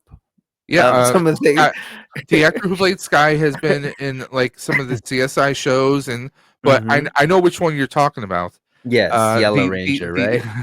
Yes, the one who Z played Z Delgado. Delgado on the show. Yes. What's her name? She is a burlesque dancer, Yeah, she's so- she's, and- she's pretty badass. and she has a very highly respected following too. Mm-hmm. I mean, we're not. Yeah, she, she she, seems she solid. she's not like OnlyFans or anything like that. She Ah. is. Right. But no, she did this like I think a couple short years after SPD. Mhm. She branched out to it, and apparently she has a very high respected following of it. And she's during the pandemic, her and her partner had a lot of tough times. She has I think she has one or two kids now. But yeah, she looks completely different. She lost weight that she had during the show. A blonde hair. She looks completely different now. The other actors like I'm trying to think of the actress who played played Sid. Something Priat or I can't think of her name right now. But she appeared in a few things. She even appeared in an episode of Supernatural after SPD. That was like her claim to fame, was the one-off episode. She was actually in the episode of Supernatural when they crossed universes, where the brothers wound up in the real world, where they were now seen as the actors who played The actors, the characters. Yeah. And she was like one of the actresses in the show that eventually gets killed off. Okay. But like she did not go far after that. But the actor who played Sky, he went on to a lot of different TV shows. He's still acting at different stuff. The actor who played Bridge, I can't recall seeing him in any other stuff afterwards, sadly. Is this guy the Red Ranger here the same Yes, that's in that And picture? he Is was that the also same in guy or two. different guy? Yes, that was the It's the Red same guy. Ranger. Yeah, Jack Okay. Landers, and he was in two In that episodes of Smallville. Actually, Okay. He's also he's a been in villain. Smallville. He's been in a bunch of different stuff. Yeah, he was a villain on a couple of shows I've watched. Yeah. And he was also a cop in another show, which was like, oh god, it was on USA Network. It was like there were 5 cops that all lived together. Surrender Swan was in the show. I love her; she's amazing. And they were all like kind of like covering up for each other's like mess ups that they did. I They were like, know the show you're so talking about now. I I wish know I what you're talking remembered about. it, but I that's where I can't remember remember the it from. name, but yeah, he actually he's probably the one actor who probably did the best out of the other actors in the show. Really? Because I mean, like I think he was on episodes of Bird Notice, and like you said, he was on a USA show. He's appeared. Um, actually, I think he was in a couple episodes of Lucifer too. Yes, he was. Oh, Yeah. that was a So fun show. I mean, he's been he's been on network shows as a guest here, guest there. I mean, that's stable work. You're not like falling off the map like most Power Ranger actors tend to do. I mean, thankfully, no one in this cast has fallen to the curse of the Power Ranger actors where they have done nefarious things. There's a lot of that, but we were not getting into that. But yeah, most of these actors, I mean, they're happy in their lives. They're content with everything. I was Now, about to ask you, has I anybody don't ever know come back? I mean, I don't know. I'm just guessing, but I'm wondering for the Disney produced stuff. Yes. Would you say what you just described in terms of the cast and continuing on with other work? Do you see that more from the ones who are in the Disney produced stuff than you would the true Honestly, Saban stuff? I want to say because wait a minute, was Lost Galaxy? Let me see. Lost Galaxy. I thought that I was think still Saban. everyone was good in that show. Wild Force. I don't know if that was Disney or not. That might still been I'll Saban. look it up for you. I just wonder Because because Saban was notorious for one. I mean, well, he was well, cutting corners. He was underpaying people. He wasn't they were doing still union. So making they're still making the show in New Zealand even uh-huh, even during the Disney years. So they were uh-huh. still doing non-union work. They are still Mm, non-union actors. So, mhm. Disney isn't all bed of roses. No, but So I just mean more so so in terms of they also have I want to standards, say like yes. I yeah. want to say yes because Saban was still Wild Force. okay, one of the actors from Wild Force actually is convicted of killing one of his best friends Oh, with a samurai jeez. sword. That's Uh, the guy from Wild Force. Get out! the Red Ranger from Wild Force, yeah, Yeah. that was him. Um, there is, of course, infamous Austin St. John got 5 years of probation for his COVID fraud scandals that he was a part of.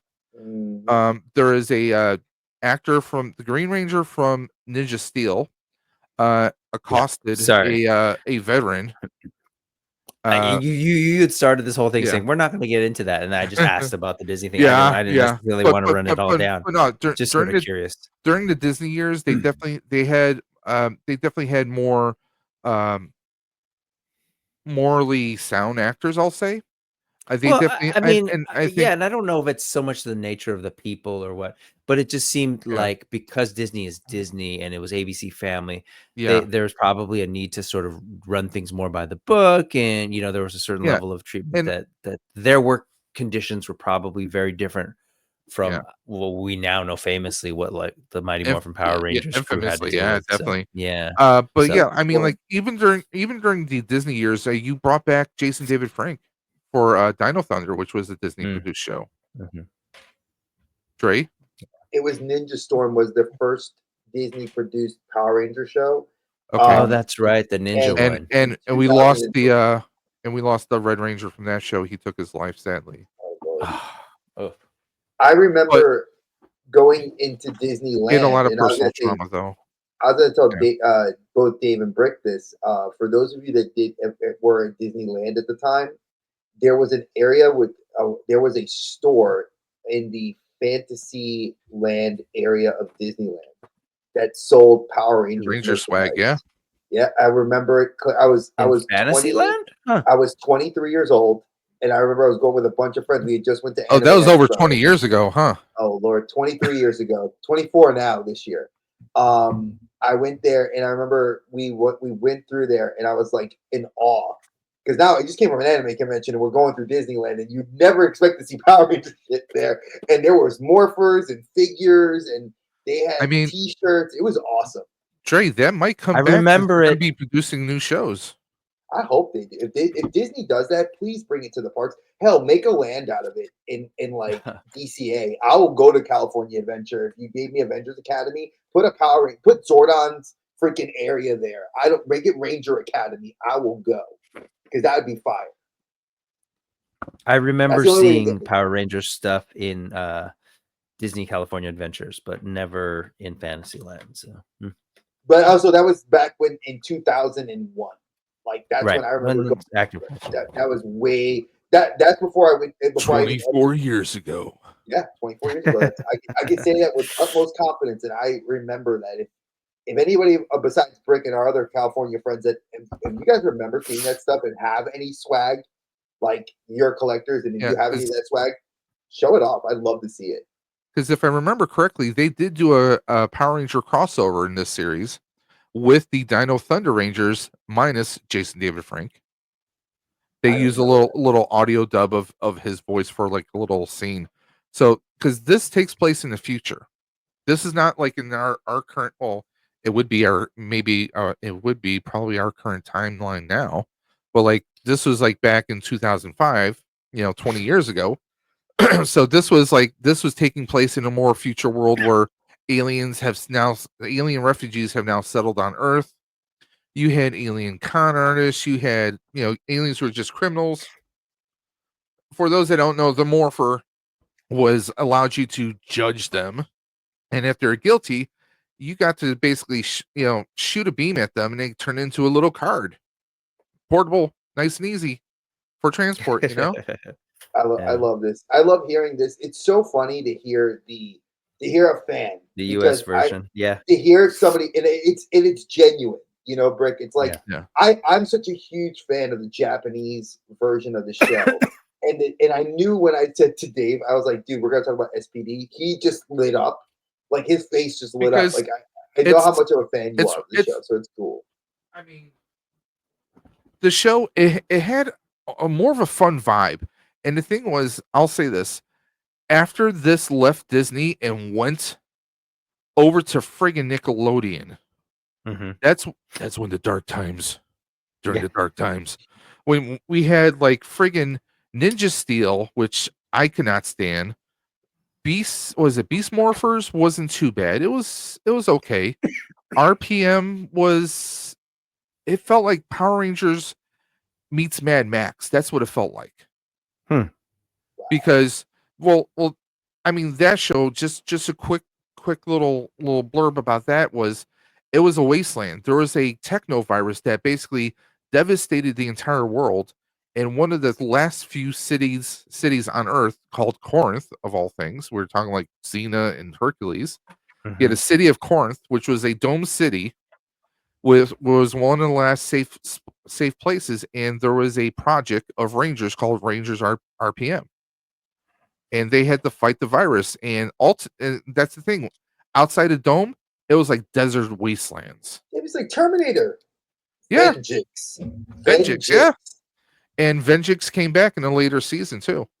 But yeah, there was a whole thing, and ironically, one of the humans who was the hero, who was actually one of the Rangers, he was like kind of brainwashed and programmed, almost like cyborg like, so almost Terminator esque, because he had a connection to Vengeance, but he didn't know about it. And he's just driving around like in a, I think it was like a Trans Am or an old Camaro from like the 70s. I mean, it was literally like, it was half Mad Max. I swear to God, Such it a was kind of crazy. so dark that you say that, and I'm looking at the Japanese. I typed in the name of it in English, and I said, And "Oh, let me see what the Japanese version was called." The movie, because this show I remember hating it. This was the show that I bypassed in Japan because it was too kid-like. It went immensely into the kids. The cars were yeah, cars, like Disney cars. They had eyes and they talked. It was weird. And I said, this is not the Sentai for me. yeah, I was not a fan of the Zords. I mean, But it especially was the Red called Ranger sword looked so frigging weird and kooky. Engine Sentai Go Anja. Boom Boom Bang Bang Gekijo Ban. That's the name of the movie. Yeah. I would not have watched it. I But totally like bypassed that. But I'll say this: I think during the Disney years, they actually had some of the better shows because I think that was like Lightspeed. I think Time Force might have been a part of that. I could be wrong. Time That you're getting Force, into. Lightspeed Rescue. Yeah, I This mean, is this I is know, alien, I this know. is alien for me. It's a foreign language to you, Dre. I know. I'm It sorry. is. You're speaking German. I don't speak Deutsch. But it's interesting to hear it though. Like I'm not gonna lie, hearing it Dre from doesn't sprechen die Morphos. no, I Nihongo wakarimasu. I know sprachen, no sprachen. But it's interesting He don't sprechen the Draken. to hear from a fan. It's so I feel like we get so fixated as like real fans do get on certain shows. And I've always taken the stance that the American stuff was far less superior than the Japanese version. And I took that stance on a lot of the Sentai shows because I always felt it was, I never watched I was so used to the Saban stuff that now that you've talked about the Disney iteration of some of these shows and how they kind of taken a more darker tone, because that's something I got in the research of this, because again, never watching these shows, I never knew they Disney were. going dark. Yeah, You know, it's so not Disney, it's and it's out of character with them. it really is. And I thought that was interesting because again, this show was actually pulled from its lineup, not Yeah, actually canceled. And yeah. I thought that was kind of interesting because Well, most shows got like they now did their run and got canceled. now you heard me talking about some of the dark tones here. Doggy Kruger, his whole planet was destroyed by Crumb, who was like the big alien dictator, which was basically a skull with LED lights and a little dome thing. It was fire. That outfit but looks dope in Japanese. but Doggy thought that his everyone he thought was that he cared about was dead, including his wife. I think her name was Isilia, if I remember correctly. And it turns out that Crumb had her the entire time. So I mean, we see like we've seen in different shows, Ranger shows, Rangers kind of like raging out a little bit. Doggy went like full, like he was like he didn't care who he was taking out. He was gonna succeed. He was going to do whatever he had to. But that's the thing. I really loved the show because it was fun. It didn't feel like some of the fake cheesy stuff like with Ninja Storm or not Ninja Storm but Ninja Steel. Some of the shows after Disney, the Nickelodeon shows, I just couldn't watch Ninja Steel. I cannot sit there and watch it. Even Megaforce was hard for me to watch because it was the I didn't. writing. Everything just like it was the writing, it was the acting. Everything just felt like pure crap to me, to be perfectly honest. There's a Power Rangers Mega Force. Is that what you're saying? There was a Power Rangers Mega Force and a Super Mega Force. They were a set of Oh, Rangers never who, heard of them. with these little keys, they could actually morph into Legacy Rangers. So Oh, okay. if you had the Mighty Morphin Green key, you could be the Mighty Morphin You go Green back. Ranger. You can more with the right keys, and over time they unlocked keys from different Go Ranger Kaiser. groups. And Mhm. yeah, and Only they had Gosei as their mentor, and of course his face was the friggin' morpher that they used because they would slide cards into it. So I'm sure you guys are familiar with that. But I mean, no, like, just the name when you said yeah, it struck me. and That was my older brother's yeah, breakdance I crew mean, was Megaforce, named after the okay, 80s movie Megaforce. okay, So I was like, oh, Oh, yeah, but yeah, that's interesting. if you can avoid Ninja Steel, Super Ninja Steel, Mega Force, and Super Mega Force, please, at all costs, save yourselves. Again, Do I not love approach the those shows. Please save yourself. So when I say that, you know something's bad listen when the outer dimension, the one of the lead creators here is telling you run away screaming from those things. Do it. because Listen, they all look like pretty boy models. Like, oh, we're so perfect, and like, I mean, that's why I missed like SPD and Lightspeed Rescue. I mean, they at least they had like they were putting an effort towards it. I mean, some of these guys was like, oh, like the Red Ranger, like there's this and culmination of Super Mega Force is you get all the Ranger teams from the previous seasons have appeared in one big mega battle. And Now, and one of his teammates says, "Hey, look at all this," and the Red Ranger's like, "Oh, it's just like in my dream," and that's exactly how he says it. "Oh, it's just like in my dream." And this I'm guy, looking him up now he could because not act his life. He cannot act out his way out of a cardboard box. Oh Lord. Okay, this guy is the bane of my existence throughout the Power Rangers saga. Well, him and Austin St. John, but that's a whole other story. But yeah, it's like during those seasons they were terrible. At least when they did Dino Fury and Cosmic Fury, which were the last two official TV series, not counting the one-off special of Once a Ranger, Once and Always. Those were redeeming ones, but the previous ones were just the Disney years were just so dark and just crap. They were. Mm. Megaforce was just terrible. It's that and Ninja Steel. Just I couldn't watch them. That's how bad the writing and the acting was. It's like, hey, we got some great looking young people. That's all we need. Yeah. Oh God, Well, Kitty it's funny you Monster. say that because I mean, looking at the people on the screen, they're not ugly people. I mean, they're all No, no, cute but little Hollywood people too. yeah, but at least some of them could actually act. You Mhm. actually liked them. And with the other seasons I just mentioned, no, Not so they much. were just they were like hollow. They were just hollow. Just like there's no like when you watch a show, whether it's a kid show or an adult show, you want to have enthusiasm. You want to have like hell with SPD Jack Landers. You know, you knew he was a smart ass person. He was a streetwise person. You could Mhm. believe that. You know, you knew that he could also pretty much fight his way out of a situation or figure his way out of a situation. So Alright. when you got to at least have some aspects, some attributes that you can bring forward when you're acting, right? I mean, hell, even comedians, you have to be able to sell a joke. It's You their have to have delivery. some essence of comedy in you, either timing or being able to, if you're going to deliver it as a deadpan face, you have to have something. In those dark years at Nickelodeon, they did not. They just didn't.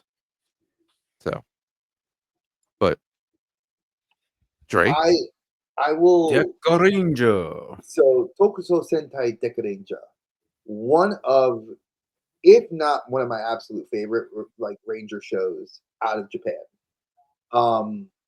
I think that after watching this and understanding how Dave's fandom was, I could see why he and I both love this show, but for wildly different reasons. I loved it when I saw it for the Japanese version because the Red Ranger, Asuka Banban, that was his name, he was the screw up. The rest of the team was kind of like, so the Blue Ranger, he was like the picture perfect detective, like the best, true to a Japanese ideal. Like went to the best school, was the best, scored high, was like everything was the best.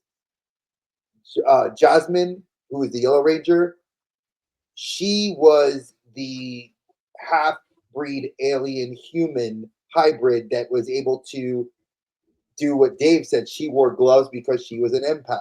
She Yeah, can she feel had the no, emotion. ESP. that was the Green Ranger that did that actually. So, but that's in the American. In the Japanese version, that was her.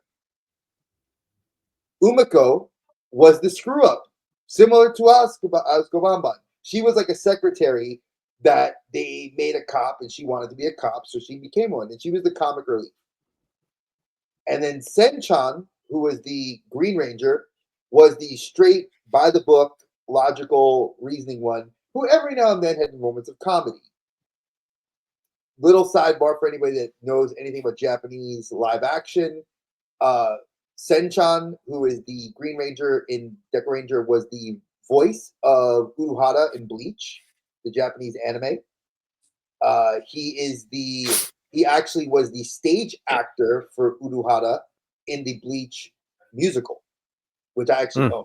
So for anybody Interesting. so if anybody likes that sort of stuff, I think we will eventually cover that at some point. Musicals that have been done by these things, I think it's cool because Power Rangers does do what they call road shows in Japan, where they go on the road and they do live action stunt shows, which are really cool. obviously we talk about Deca Master because he's Deca Master. He's freaking badass. And he's Doggy Kruger, like they kept the American to the Japanese. The difference is he was actually like a furry, like a full-on furry suit with a talking head. The doctor who becomes a ranger was kind of like a pseudo love interest to Doggy Kruger. Like it was not like I always perceived it as such because he was always like when she got kidnapped. That was present in the other show as well. Yeah, like the Japanese version, like he always like she was at the base. She was the one who designed all the gear.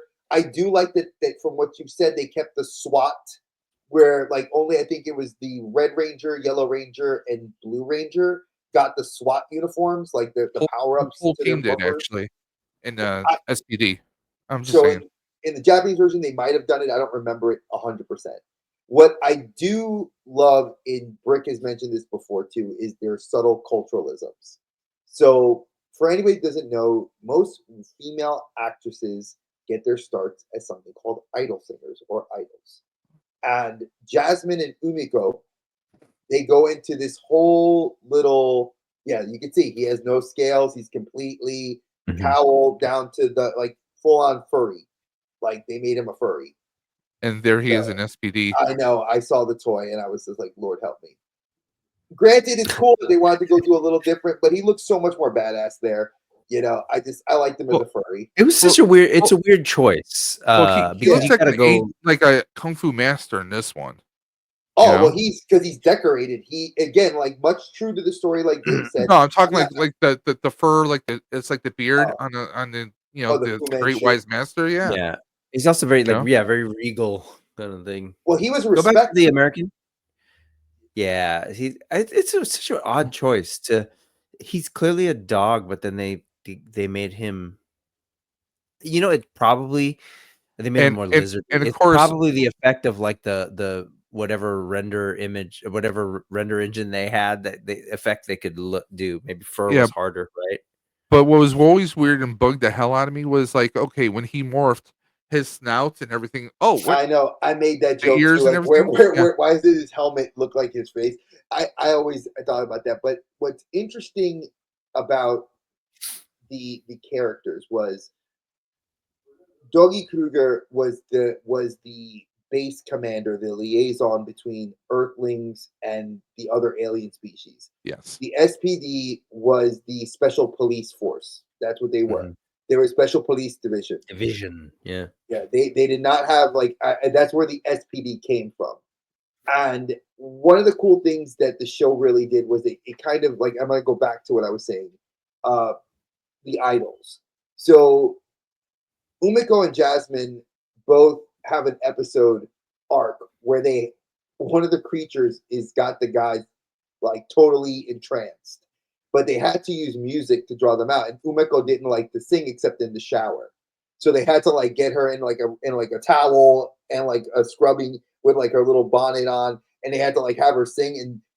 And and Jasmine was very shy about her singing, but there was a song that they had like like oh god it was girl power, so it was like a girl empowerment episode. It was cute. I loved it, and it was very typical to Japanese culture to do something very cutesy like that. Obviously the Omega Ranger was not he was an alien cop that transferred in because he had the cool unicycle. He was a transfer police officer. I know that they did give the scientist, she did make a morpher that was I think in the movie scene that she was able to henshin once in the movie and then once in the TV show. And it was to help save Doggy Kruger. There were a lot more focus on and I don't know if the American version did this. You could probably fill me in on this, Dave. The Japanese version focused a lot on Azkaban, the Red Ranger, being the screw up cop. Like he always wanted to be a cop like his dad. His dad was a police officer. That was the best police officer. The other Rangers looked up to his father because he left as much to like I think of like Rush Hour, and that kind of like the dad left such big shoes to fill that becoming a detective was his best thing, and he was always good at trick shooting. So Asuka was always, whenever he did, like, it was, if you think of John Woo in the Sentai universe, like, Well, yeah, he would because always do he these had trick two shots. blasters, and of They course were, they can merge together. yes, and they made that awesome shotgun. Yeah. It was cool. It was a very Now, cool concept. now in SPD, it was Sky who was the son of a ranger, and in a flashback, his father um, was in a Time Force suit. Mhm. So, but they never said whether his father was Wes from Time Force, or was that Morpher passed on to someone else at some point in time, and that was Sky's father. But yeah, they had, who basically winds up being the Blue Ranger in SPD, is that story. Jack is who's the Red Ranger in SPD. He's the one he's constantly questioning himself, because he's the streetwise guy, and now he's the head of the team. So it's almost like maybe they split up some of that and spread it across and sprinkled it. The Yellow Ranger in SPD, she had the ability to kind of instantly clone herself, so she was like multiple man. Oh, none of the other characters had those Yeah. abilities. So Only they Jasmine. did change a few things up then. Yeah. Cat Manx, she had like a one-off morpher where Yes. she could use it once. She was given it by Commodore Birdie. Yes, he was a bird. Don't worry, they didn't have a whole lot of imagination back then. But yeah, she could use her morpher once, but I believe in Boom Comics they might have done something where it was charged up again where she could do it again. But it was like an emergency morpher, so to speak. Yeah. She had that. That's what they did in the show for her. She had that ability once in the TV show, and she did it once in the movie. That they, because Deca Ranger had a, what they mostly do whenever the shows kind of pass the baton to the next Ranger show. Yeah. They usually will have like a crossover, like cinematic 45-minute like TV movie. Sometimes it goes to theaters. Back then, it used to just be like a TV movie. Um, in this one, like I said, the Omega Ranger, I forgot what they called it. I think he was the Delta Ranger. I think, if I remember correctly. You guys can butcher me in the comments below if I forgot his name. He was cool. I just didn't love. I didn't love him exactly. Comment, hate me, troll me. I Well, absolutely loved, like, Dogi Kruger and Deca Master was my absolute favorite. The Japanese version of the Morpher never came out. At least I never saw it when I was like in college, coming out and going into grad school. I never saw that stuff because it was really hard to find anything from Japan when the American version of the show had it, and I just bought it a year later here in Toys R Us. R.I.P. Toys R Us. The show kind of ended on like this lack of fulfillment. Like, Asuka basically kind of becomes he's basically spending the entire show becoming, like, showing that he can be the leader.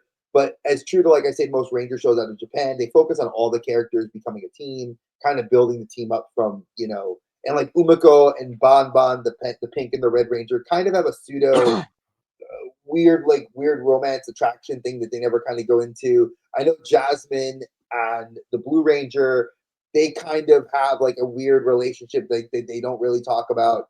And Sen's kind of like that weird, like, dare I say, would be neurodivergent. Like, he would be like the if we had to like look at it in these days terms, he'd be a neurodivergent person, which I think is very cool that they kind of implied these things in the shows, but it was kind of left to your interpretation of how you see it. Again, I wish they did more. I always wanted toys for the show. Um, I never got, the base was by far one of the coolest things because, like Dave said, at one point they get like a very big, like, their police cars and rescue vehicles all merge with the base, and it was fire. I loved it. Um, the SWAT thing was only something I saw them do once or twice in the TV show. They never really went to use the true power ups. Like, they went from, like, I felt with this show, it went from the vehicles getting the super powered version, and then the base becoming the next vehicle morph thing, which I thought was dope. It was, yeah, like, that thing fired rockets out of the chest. It was awesome. Like, and it was judgment time. Whenever you push the morpher Yeah. down, they would tell you, and you'd Yep. have an X and an O, and then it would like boom, and then they would send you to prison. It was kind of cool. I loved it. It was really cool. It was hokey, but like Dave Yeah. said, it did have This some was dark themes. their SWAT swords, because their SWAT sword could turn into like one big massive like double cannon, to blast things away. They actually used their SWAT stuff a lot, actually, halfway through the series. So here's a funny part. In the Japanese version, I don't remember them ever using that. Like maybe once or twice. I remember them doing this. This was the power up that they used a lot when they had Yep. the Omega Ranger come in. He Yeah, the had bike his was bike. cool. Yeah, because Come on, man. the That bike was fire. Omega Ranger's Zord, and then and then he would, and then of course the SPD Zord would hop right on it. But yeah, That's fine. it was badass.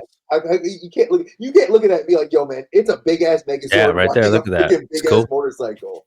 You So, know, Yeah. like There's come a on. scale: the regular Megazord versus the base. That's Mhm. a friggin' beast. It was cool. I wish those are something eventually I will start like filling in my collection because it's something I've been more recently interested in getting into.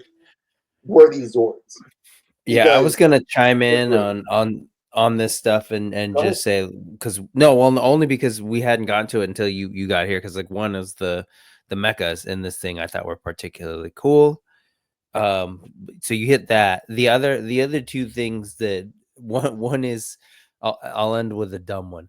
The cat one though, the cat rangers, her outfit I think was one of the coolest Yes.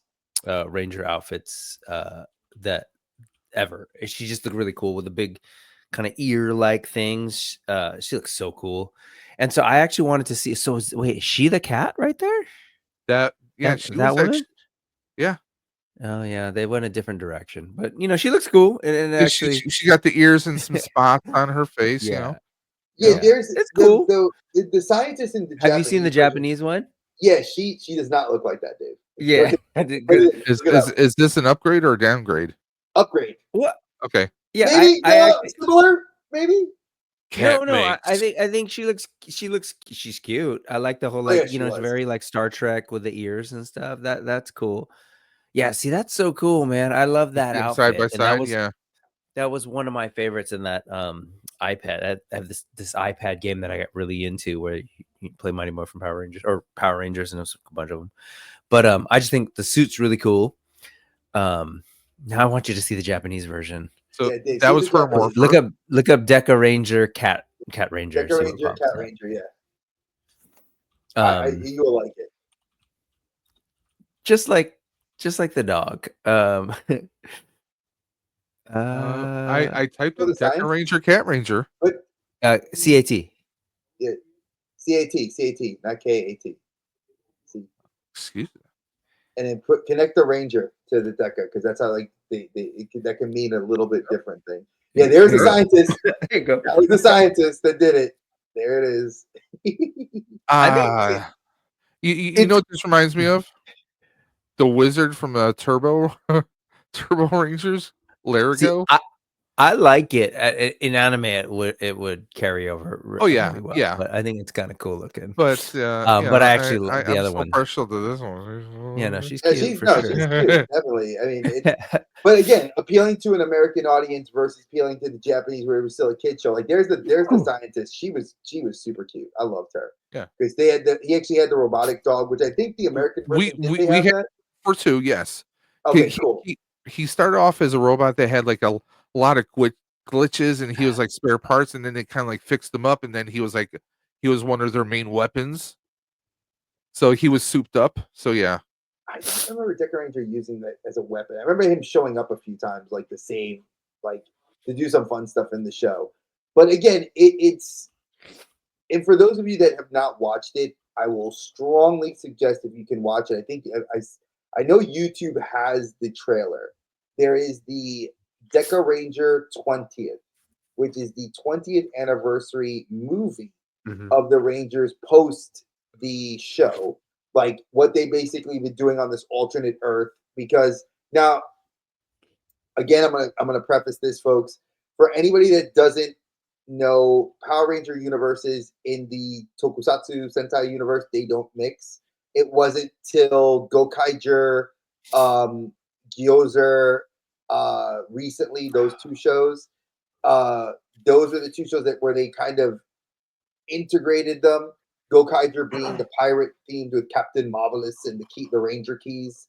That's where you kind of had the intermingling of the Terrible Ranger Mega Force. universes. you know, which they called Megaforce for you guys. Okay, so yeah, that School was therapy. Gokaiger. So For you guys. That's yeah, funny. Kaizoku. It was called Kaizoku Hey, hey, Sentai hey, hey. Gokaisha. What do you mean, you guys? Yeah, I know. Wait, wait, I wait. like that. I Whoa, whoa, like whoa, that whoa, turn of whoa. phrase. You You know guys. that thing that they did for you guys. Well, I mean, because like they said, like you called it Megaforce, right? And Gokaiger was Kaizoku Right. Sentai I call Gokaisha. it trash. That's what I call it. Oh, it was. Well, in the Japanese version, it was fire because I loved it. But Captain Marvelous was the whole thing, and he brought back actually the Metal Heroes, like Space Sheriff Gavon. And they had a movie where like Gavon actually teams up with the Rangers to fight. So I thought that was actually really cool, a way to bring back the Metal Heroes. But So, go ahead. well, the third thing I was going to bring up, and it's really silly, but Deca Ranger comes from Deca slang for like cop, basically, but it's actually more like detective, right? And so the equivalent in English would be calling detectives like the Dick. So it's essentially Dick Ranger, and that's all I got. Folks, comment that down there. Yes, we Brick did say it. It is Dick Ranger. the Dick Ranger show. I mean, Well, I It's mean, that's perfect symmetry because the robot dog was called Rick. Rick, Dick Ranger, R.I.C. sure. I think it was a But good show for the they had Japanese really version. cool designs. I really liked it, and it was a little bit more current. And it's actually was it right around the same time as what we just talked about, Ryuki? Yes, Were they? Yeah, they're roughly the Deca same time. Ranger was right around that time. I think it was Deca Ranger because Kamen Rider Kabuto might have been right before it because they usually try to have the superhero time. And I was Uh-huh. looking at pictures throughout the years because I didn't realize Uh-huh. that somebody actually screen capped every year of superhero Okay. time. And I thought it was awesome just to kind of reminisce and see, like, oh man, that was the Ranger and that was the Rider at that time.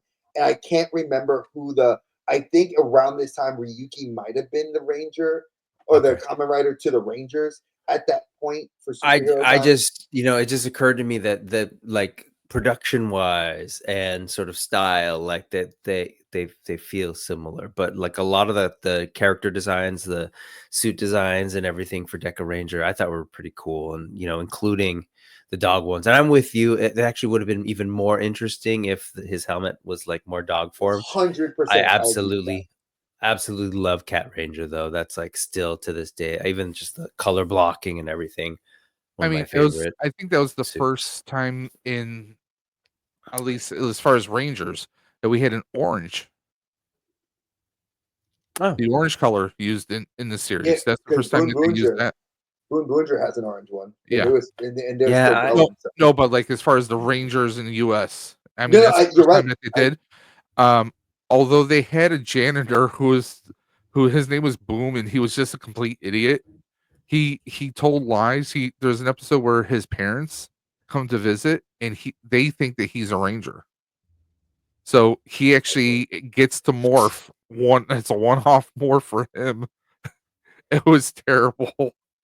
No, I find that But he amusing. was a rent or an orange version of the SPD outfits, though. It was terrible. What I think is interesting about the Japanese version to the American version was like when Omega showed up. Like I said, he was a transfer. It was like they were starting to get more. There was, and I don't want to, and I don't want to say this in a negative way. I feel like the show when they transferred him I in think mid you do. season, I think you do. it was more like no, it's not a negative thing on the American version at all. I think the theme was more targeted towards like crime ramped up and they needed a ranger that was as powerful as the five together. In a And that world gone wrong. and that was the Omega Ranger because he was a bit of a douchebag. He was like, I'm the alien that nobody really likes. And he was kind of like the cop, the rogue cop in space that Okay. they needed to wrangle. And that's how Doggy Kruger was kind of like the guy you got sent to get your shit right. Mhm. And it was kind of funny the dichotomy between him and Oscar Bonbon and like it was there was a lot of interplay that I loved that the Japanese version did. And maybe it's a cultural thing with the senpai and understanding like your place in the pecking order because there was a lot of that like Asuka was like walking around like senpai, senpai, and it was like kind of like the whole joke, like senpai noticed me. Like I felt like that was a lot of happening because I mean he's the Red Ranger. He's freaking powerful. You're the leader of the team. Like why are you kowtowing to this other Ranger who just is like coming to try to take your spot? Yeah, that's You know, very different. and that's something that's very culturally Japanese. The Well, senpai sensei thing. well, in SPD, he was actually a kid who was at SPD, but it was his future version. So there was this kid that they came across, and he had some special abilities. They enrolled him into the SPD Academy. You never really see him again. Omega arrives from the future. It's actually him as a ranger now, and there is a Delta Ranger who shows up, but she doesn't show up until like the last 2 episodes, and then Yeah. they both go back to the future. No pun intended. Well, they go back to their planet. That's Yeah. kind of how they treat it, like that intergalactic Yeah. like police force, But which again was a cool concept. now let me ask you: in this show, in the Sentai, did he ever remove his helmet? Yeah, they all did. They had their non-morpher times Okay. all the time. Omega was always in his form because he had his energy powers because he was displaced in time. He had to stay in his uniform the entire time, except right before he goes back to the future. Oh, he can demorph, and you see him grown up as grown up person, and then he jumps into the time portal, vanishes. But during the show, they kept him in that suit. Obviously, it was probably cheaper to do it production wise, but that's interesting that Timey they wimey. timey So wibbly wobbly, timey wimey. So one of the things I'll say is to wrap this up, to get closer to just finishing talk about Deca Ranger. I love the movie's actually really good. It just came out at the end of last year. It's something that if you guys are interested in watching, definitely look it up. It's called Fireball Booster. Deca Ranger the 20th, celebrating 20 years.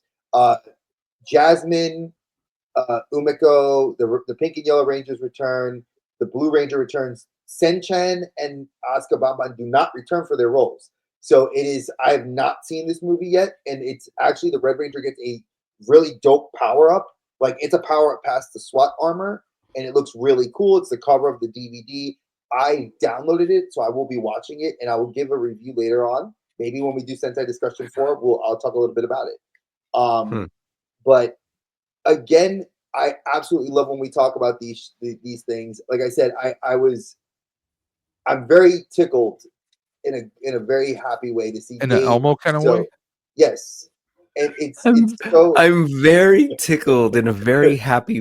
That's great. Yes. I just they're so, the emotions are just, it's so good to see Dave in a positive, like I love this, like I rarely see him like that. So to get him on 2 shows that I know that he really has a fan feeling of love for, it's like it feels good to see it, and we don't It's called always get throwing to, him a bone. every now and then, folks. I gotta look Sentai Discussions. He hasn't watched a lot of Japanese where it's like, hey man, I gotta find an American show that he likes. So I was glad. It is kind of neat to hear how the American version is, and then sort of like see where they kind of creatively tried to work around the source material and stuff. So yeah, especially for this one, we were talking Deca Ranger, and you're kind of talking about the SPD, like Yeah. It was kind of interesting to see talk about her, the dog and the cat, and I was like, oh, okay, that's how they did it. It's interesting how Deca for you was the the Dick person Ranger.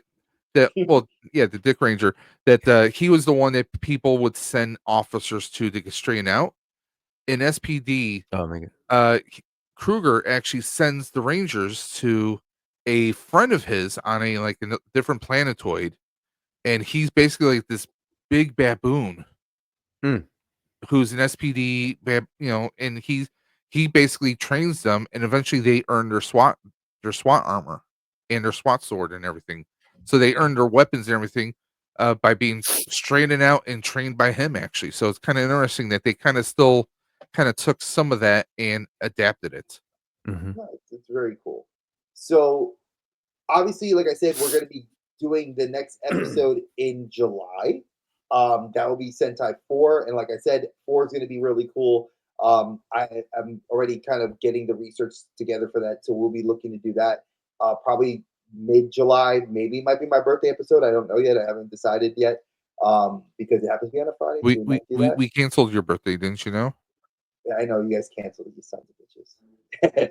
But we may do Yeah, that. I don't know. You We'll stay see. younger. Exactly.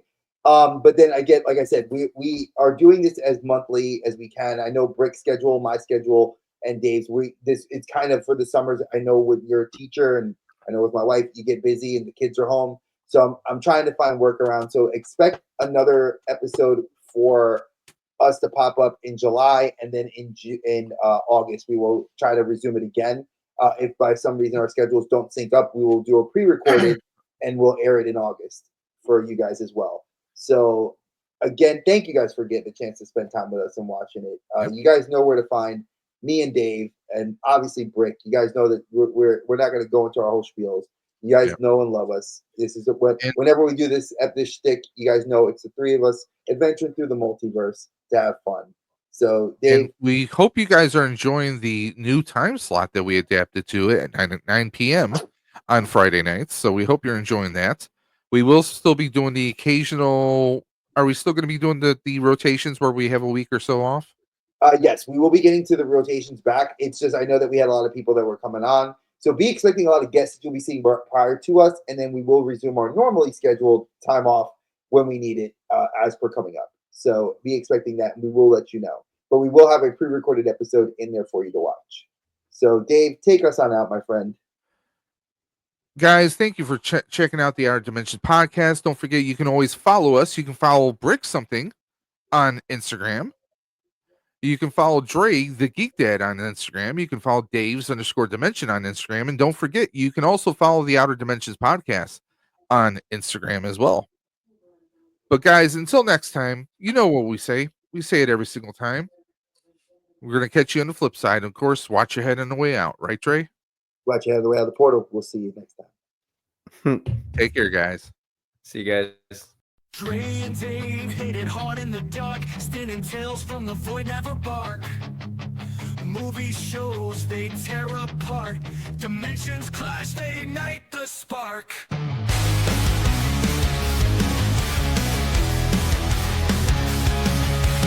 Couch debates, turn the volume up, set the chaos over for the cup.